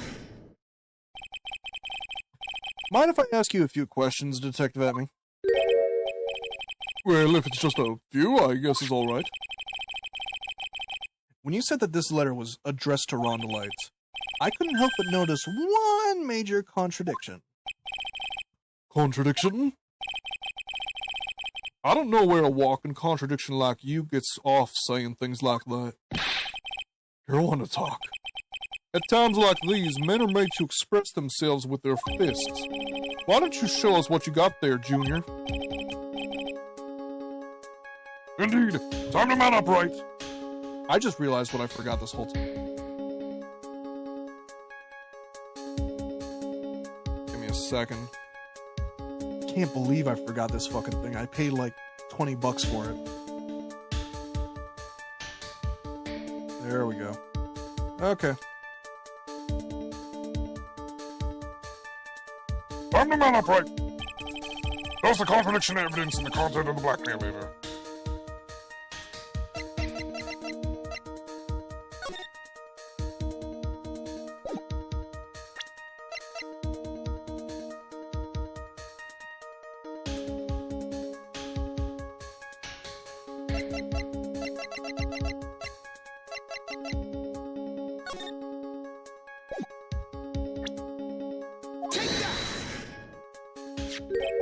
Take a good look at this newspaper clipping.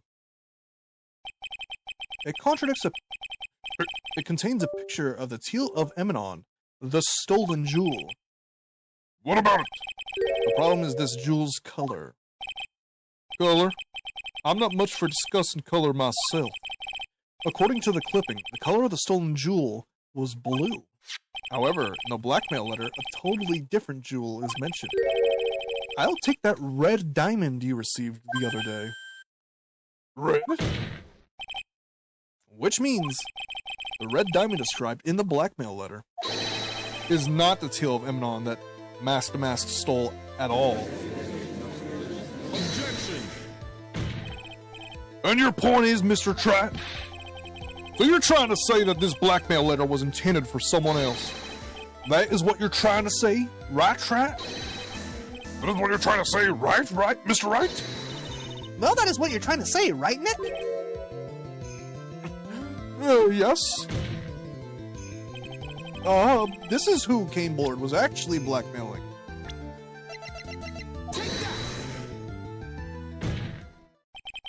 Naturally, it was you, Detective Enemy. You have some sort of basis for that claim? You have been personally involved in every single Master Mask case. And in the last case, you recovered what was stolen and received a jewel as your reward. A jewel? Probably the one wrapped conspicuously around your finger. That red diamond ring.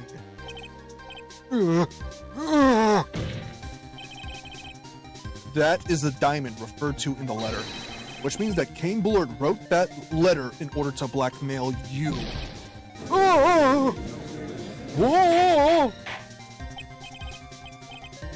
Order in the court. It seems you've gone too far with your childish pranks, Mr. Trat. Uh-oh. I don't like the way he said that. Cane Bullard blackmailed Luke at me. Are you for real? Yes, I am. Nick, come on, stand up to him. Then answer me this. The blackmail letter contains the following passage. If you don't want your identity revealed to the world. Yes, it certainly does. Cane Bullard threatened to make Luke Antony's identity public knowledge. An identity he wanted to keep secret. So just what was that identity? Atme killed Cane Bullard because he was afraid of his secret becoming known. What was the identity he wanted to keep secret? This is what it all comes down to, Nick. The identity that Luke Atme wanted so desperately to keep secret was his identity as...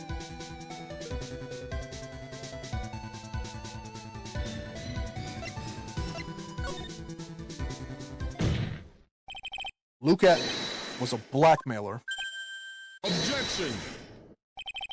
Hey now, isn't that a little different from what you've been saying? You said that Cane Bullard was the one blackmailing Luke Atme. Are you saying that Atme was blackmailing someone else on top of that? You have to admit, that does sound a little odd. It's not odd. It's the only thing that makes any sense. Cane Bullard was blackmailing Luke Atme. But Rondolite was also being blackmailed by a certain someone. So, did you start receiving blackmail letters after this incident? Yes, just a few days after the Teal of Emanon case. After that, I started getting the plans in the mail. I received plans from some very kind person, incredibly detailed plans. Detailed plans. In which case, that would mean that Rondolite was actually Master Mask. That is what we are claiming.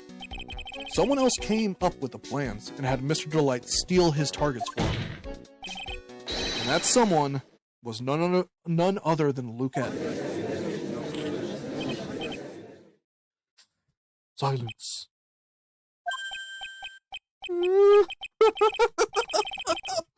Now I see. It's all becoming clear. What is? When you were in grade school, you received the same report card every year. Careless, with a tendency to jump to conclusions. Am I wrong? How did you? You say that I, Luke Adamy, was blackmailing Rondelight, in which case I would naturally know all about his relation to Master Mask. Well, yes. Rondelight started receiving his plans from his second crime onwards, correct? Which means I learned of his identity when he committed that first crime. Good point. You certainly could have blackmailed him otherwise. In that case, let's see some hot, bitter evidence. During the first crime, how did Luke Atme know that Rondelat was Master Mask?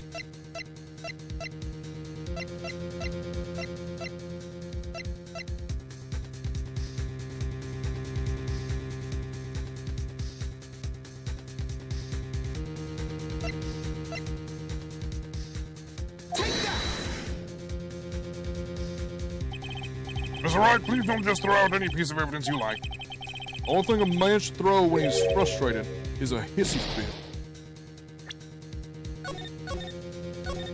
Uh-oh!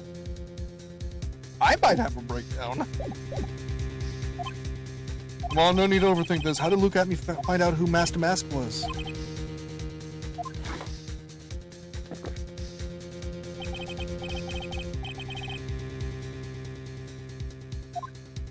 Yeah?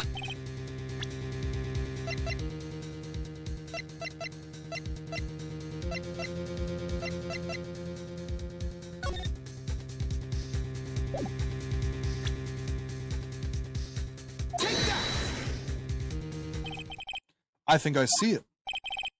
See what?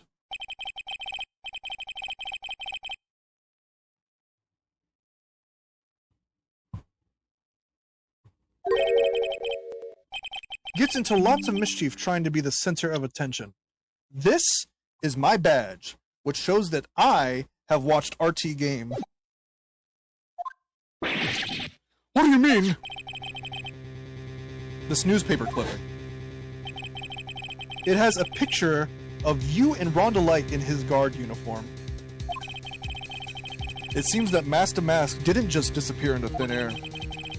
He just took off his outfit and hid it in a bucket. That sounds far too stupid to be true. Correct. With tricks like that, he couldn't fool a baby, let alone an ace detective.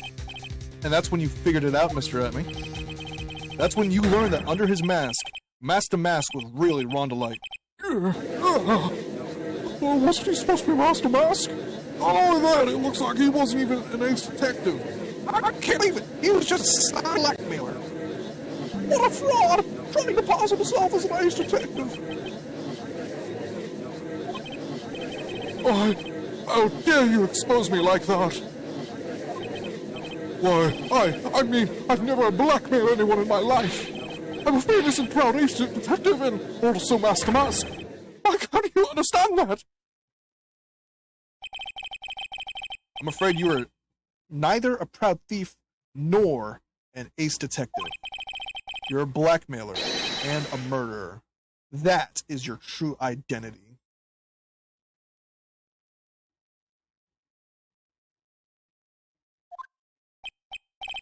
Why you? How dare you even apply? Why not try doing something yourself with the big mouth of yours, all over fools? I say, none of you can come into my cheeks. You're really just so good and scared of me. Come on, marry me. There's nothing great names getting active and cannot blackmail friends. I'll get away with all of it. It's enough to make one laugh.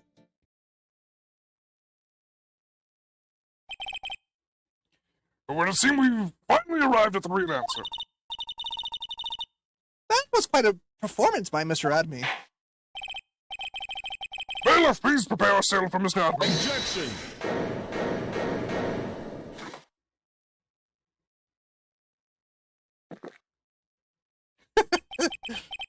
A hammer that strikes too fast has no time to aim. What do you mean? I'm only prepared to deliver my ruling. Allow me to say one thing.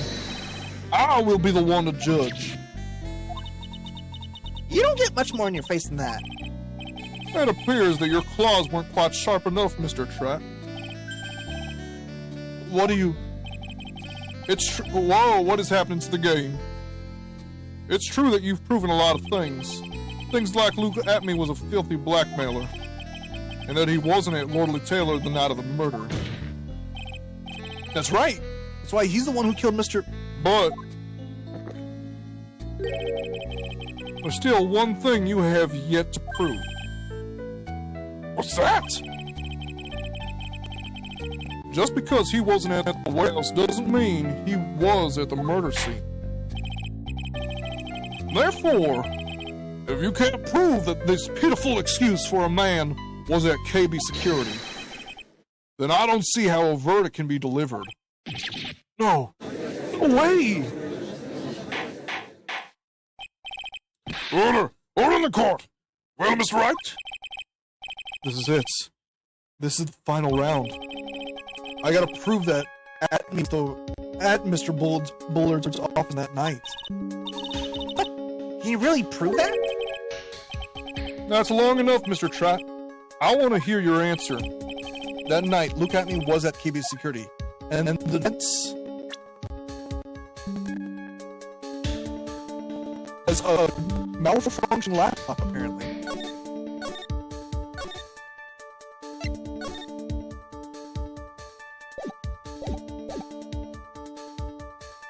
And the defense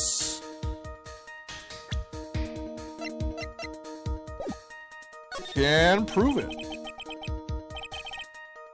My charging cable, if I move that cable even a little, starts freaking out. Well, the defense can prove it with evidence. Are you sure? Huh. Don't you worry.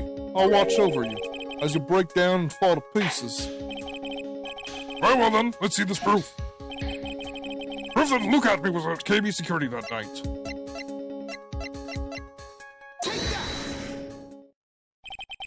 This is the proof. That's true. That is very important. However, I'm not so foolish as to think that will pass as evidence here. Mr. Trott, it's time you learn the true flavor of life. The flavor of my special Godot blend number 49. Well, Mr. Wright? It's bitter. Very bitter. I've heard enough. The court sees no reason to further prolong this trial, nor is there any need for more time to decide the case against the defendant. This case is extremely clear. I see no room for misinterpretation of the facts. I want to go home. The court finds the defendant, Mr. Ron Delight, guilty as fuck. The accused will die. That is all. The court is adjourned.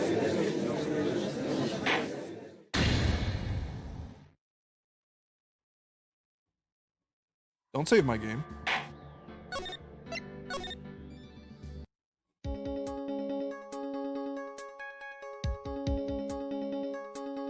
Automod held a message for a reason. Bullying. Yeah, we're gonna allow that.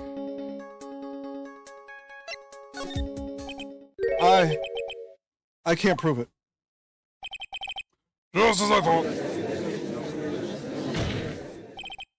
But if we hear more of Detective Atme's testimony... Objection! Unfortunately, that's as far as you go, Mr. Oh, this is what leads into that. What do you mean? I won't... Oh, I'm motion sick, sorry. I won't allow for any more testimony. That's what I mean. What?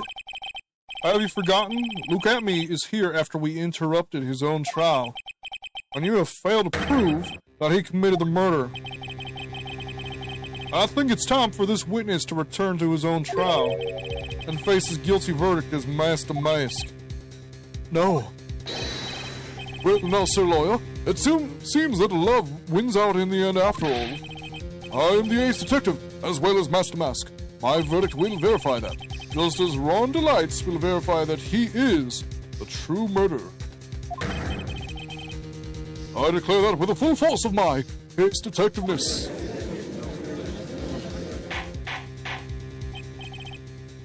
Order! Order in the court! That's enough deliberation over this witness. Can't believe it. At this rate, Ron is... Jesus Christ. Don't give up now, Nick. We still have tomorrow. We can look for more evidence and... By then, it'll be too late. Huh? Why?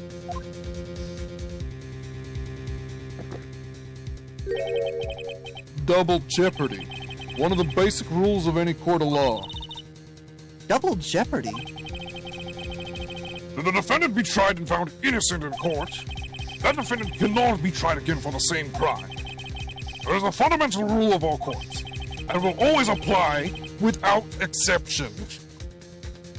And it applies to this witness as much as it applies to anyone else. Mr. Atme will be found guilty in a matter of minutes. Guilty as Master Mask, which means... You will be innocent as far as the murder of Kane Boland is concerned. No way! The fact that you were unable to prove Mr. Atme's guilt of that crime here means that he will never again be tried as Kane Boland's murderer. Murderer.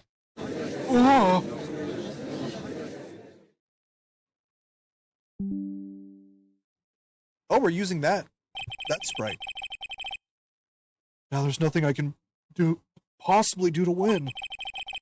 Even if Ron is proclaimed to be innocent, the real killer, Luke Atme, will go free. You have cross-examined every statement that the witness has made here today. And as long as there is no more testimony, I'm afraid I have to declare that there will be no further questioning of this witness. Are there any objections?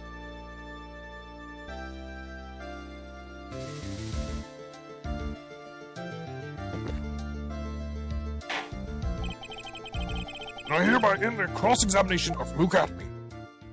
Objection!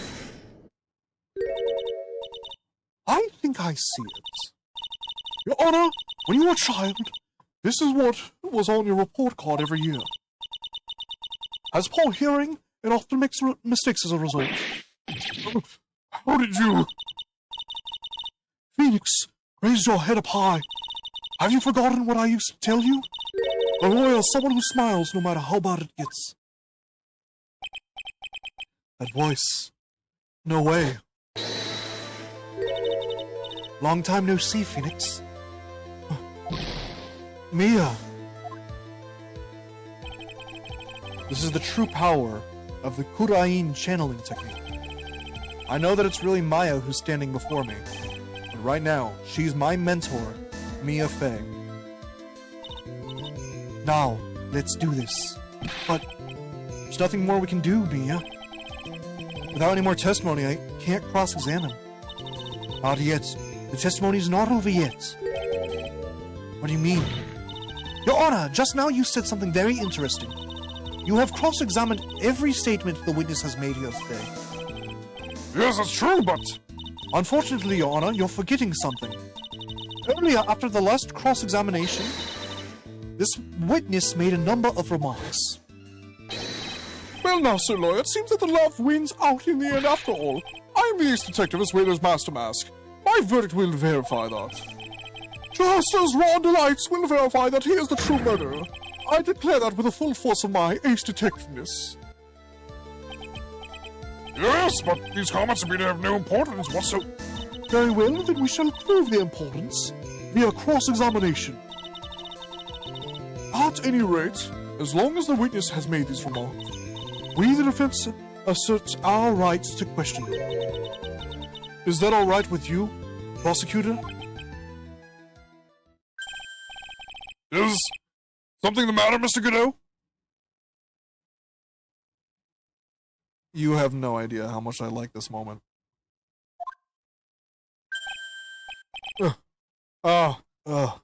Nothing. Oh, Sir Lawyer, it looks like you're one step too late. If you think such falsehoods would do anything to me, Luke, let's hear it. Huh? It's true that the witness has made some remarks. So then, let's hear this last bit of cross-examination. Mr. Godot, what are you... Very well then, Mr. Luke Atme.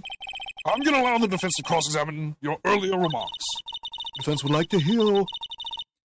The defense would like to hear why you declared the defendant to be the true murderer. Oh, please give us one last bit of testimony. Phoenix, this is it. This is our absolute last chance. Yes, Chief. Are you ready for the longest testimony in the fucking series? Indeed, it is true that I was not at Lordly Taylor. I had to leave to see about another vitally important job request. I had known about the date beforehand, so I had this photograph readied. My brilliant deduction was informed me, but the true culprit was Ron Delight. And thanks to the keycard and wallet, it was abundantly clear that he was there. I was also able to make a deduction from the buzzer, which only sounded wonky. The button did not have any fingerprints on it. Why? The victim would have left prints if he sounded it, which means the killer sounded it. Mr. Delight was wearing his Master Mask outfit, which is why he left no prints. And the blackmail letter? The victim likely just mistook the color of the jewel. Safari! Therefore, all the evidence points to that poor boy.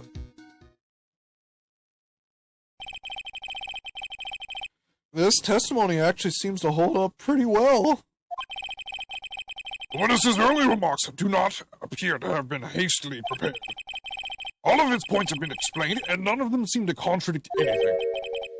But of course, But how did you know about the emergency buzzer? the police investigation documents went directly through me. And I always look over all of the documents. It's elementary, Sir Lawyer. Yes. Are you gonna make even more trouble for us now, Sir Lawyer? I will not allow any of your usual shenanigans, Mr. Wright. Yes, Your Honor.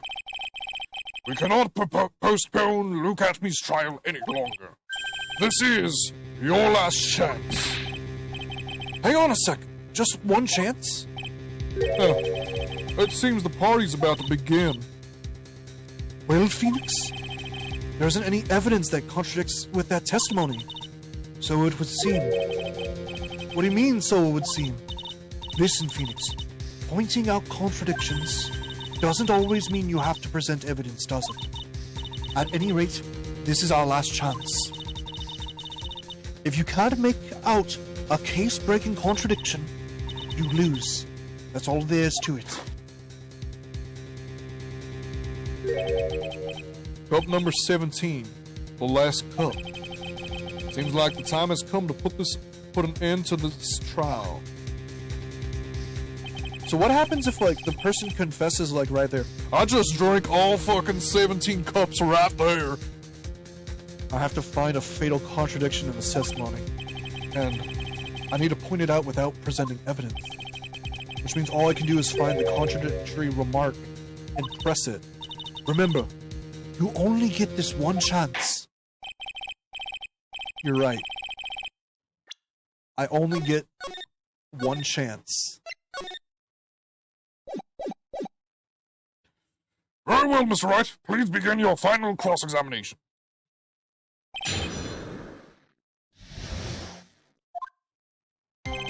Indeed, it is true that I was not at Lordly Taylor. What do you mean by that?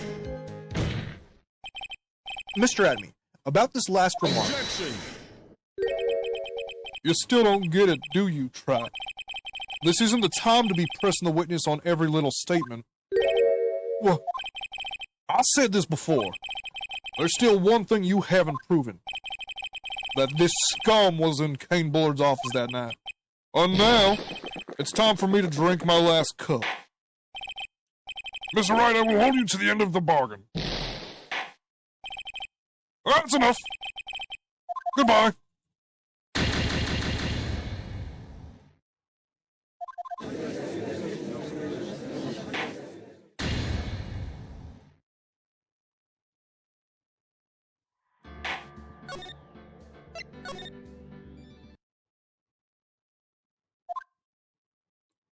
Die.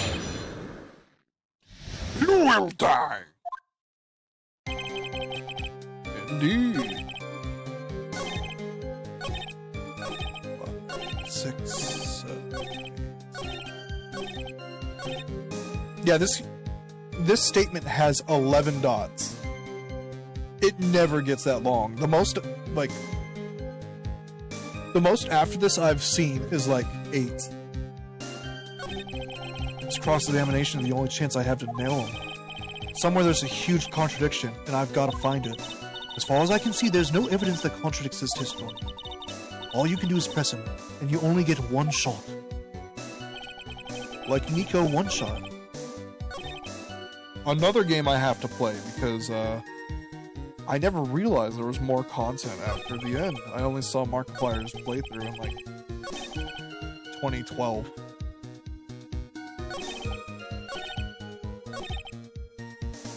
Mr. Delight was wearing his Master Mask outfit, which is why he left no prints. Mr. Atme, about this last remark. Objection! You still don't get it, do you, Trap? This isn't the time to be pressing the witness on every little statement. I'm afraid you're the one who still doesn't get it, Mr. Godot. I love the way that this game does something new. It fakes you out. If it had the exact same dialogue for the wrong text up until this point. I'm afraid you're the one who still doesn't get it, Mr. Godot. What? Mr. Atme, it seems you have finally admitted that you were in the CEO's office on the night of the murder. How can you say that? Let's review your testimony, shall we, Mr. Atme? The button did not have any fingerprints on it. Why? Mr. Delight was wearing his Master Mask outfit. Is that correct? Indeed, that is what I said. My deductions are absolutely foolproof. Or like your deductions prove that you're a fool. I'm sorry? Whatever do you mean? For some reason, I'm starting to get really thirsty. When exactly did we learn the fact that Ron Delight was dressed as Master Mask when he went to the scene of the crime? That was, it was just a few hours ago. Back when my sixth cup was looking at me with a cold stare. Huh? Oh, did I forget to mention it before? I'm sorry, I just never had a chance to mention it up until now. That's right. The defendant had yet to tell anyone else this fact before this morning. Therefore, the only people who should know this are those who have been watching this trial. Do you understand now, Detective Atme? There's no way you should have known about that.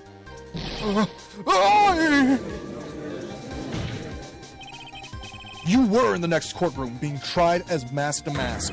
So then, enlighten us. Just how did you know about that piece of information? Chaos? Well, come on! This detective must have known about it. He probably had plenty of chances to find out beforehand. And it's those chances that I want to discuss next. That night, Mr. Delight was wearing his Master Mask outfit. There is one and only one way for Detective Atme to have found that out.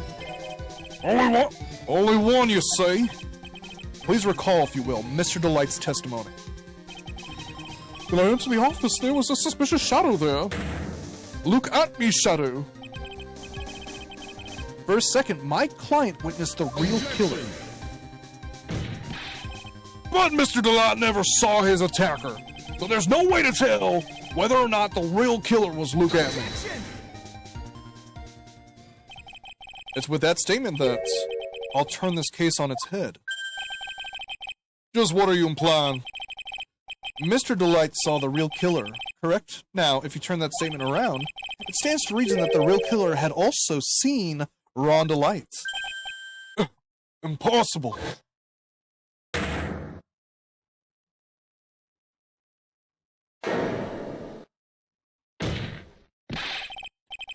Detective Atme, you saw Master Mask at the murder scene that night.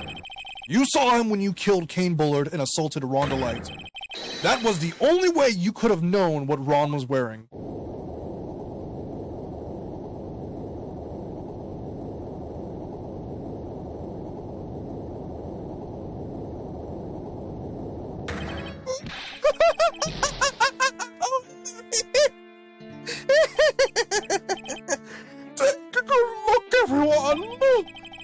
able to find a rival worthy of my genius, I was forced to create one by myself. Here I am, the tragic clown. That's the same line you gave yesterday. But I think there's a little more meaning behind it this time.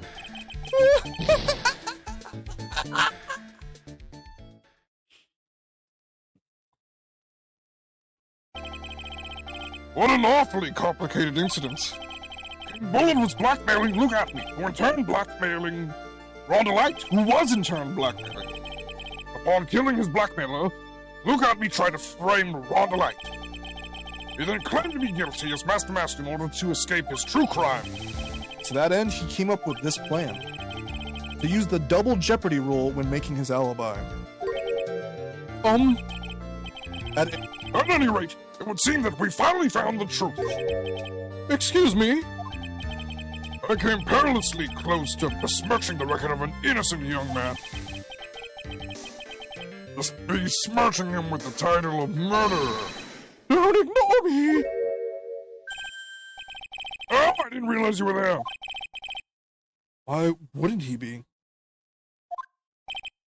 About the verdict. I know. You never committed any murder. That's right. I'm so glad you understand that, but, I really am Master Mask. So, thanks to that trial yesterday, I'm innocent now, right? What was it you said? Double jeopardy? Now that you mention it, I've been careless. Careless? What do you think, Mia? As the defendant says, the rule of double jeopardy is absolute. A defendant can never be tried twice for a crime in which he was once found innocent. Then, Master Mask is really innocent? It would seem so, for now. for now. Now then, this court finds the defendant not guilty. It's so fucking crazy. Boy, this is really lucky. Wait, this isn't so good after all. You see, the thing is, I am still Master.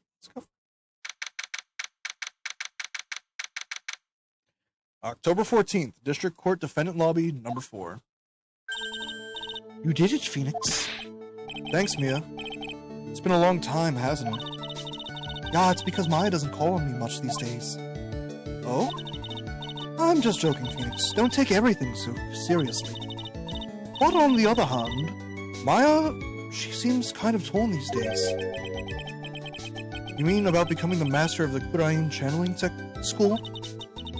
Becoming the master means saying goodbye to our mother. Misty Faye, right? Watch over her, will you, Phoenix? Of course. Well then, see you around. Mia. Ah, Mr. Wright. I don't know what to say. Congratulations, Mr. Delight. Thank you so much. No, wait. Nothing really matters anymore now that, Come on, just be happy already. Maya.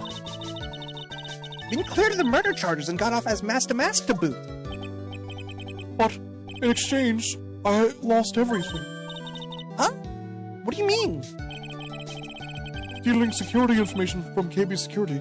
Becoming Master Mask. I did it all for one reason. For her. You mean your wife, Desiree?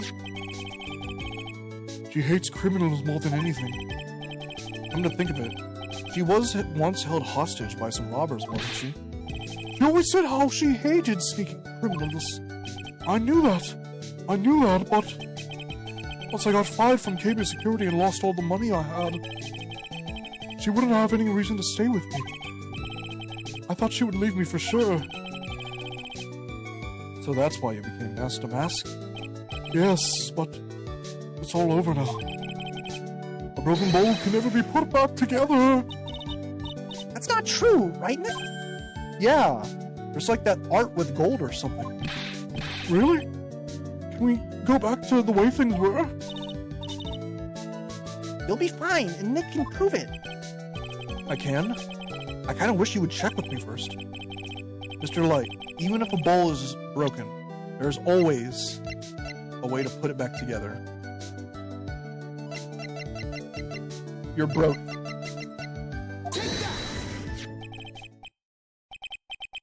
The Sacred Urn? Jessie was the one who found this. Desiree, your wife? She's always believed in you, Ron.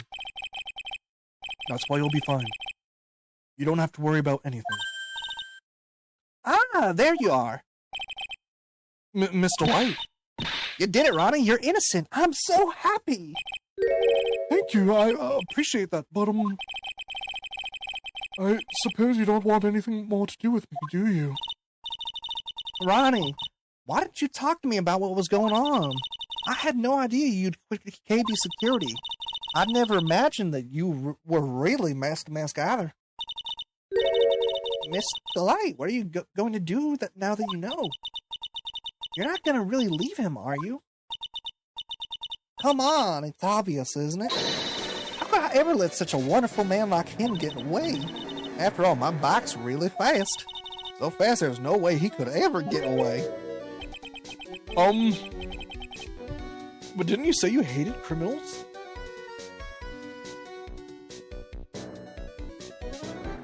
That's what it's called.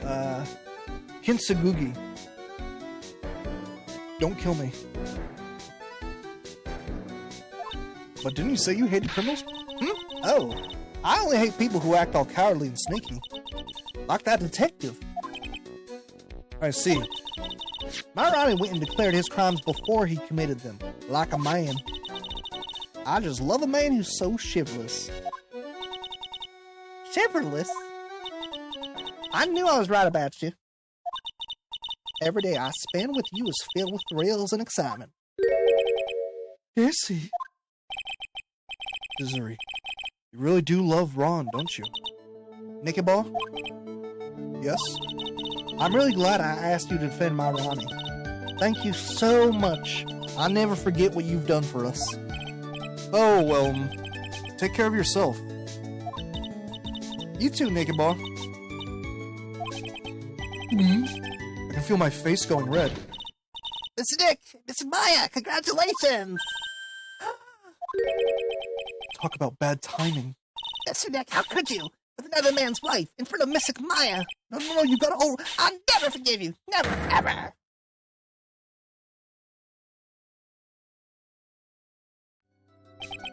So just as the case came to a close, so too did my consciousness. Ron said a broken bowl can never be put back together. But I know that's not true. I mean, just look. Here's a perfect example of one that was put back together even better than before. And as my unconscious body hit the hard tile of the courtroom floor, I realized I got the shit beat out of me by an 8-year-old.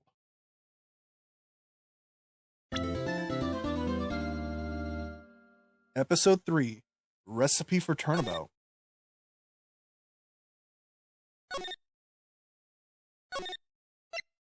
I'm not continuing, but this is a sneak peek of the next case. Pearls. This case is extremely clear. It's going by itself. There's see no room for misinterpretation of the facts. It wasn't me. I swear it wasn't me. The evidence and testimony we have seen and heard are inconclusive. The victim was alone at his table when he drank from that coffee. No, you're wrong. I know what I saw. I saw. I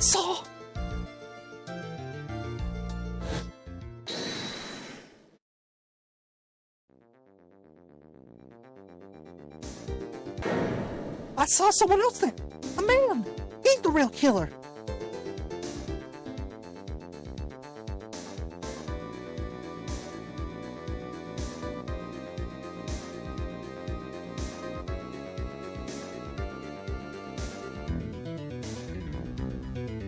All I want to do is believe me.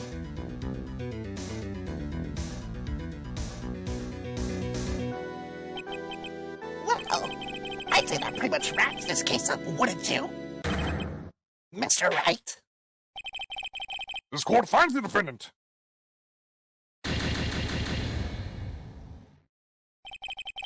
This court is adjourned.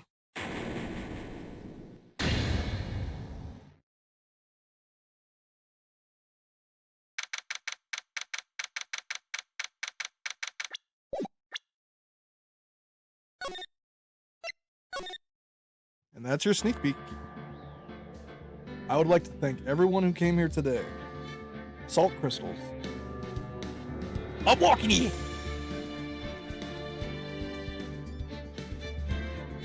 That's not my favorite case in the series. In fact, I think it follows a certain trend called third case syndrome, where the third case is usually the worst one. But I still do really like it for one streamer. So thank you all for coming here today. Have a good one.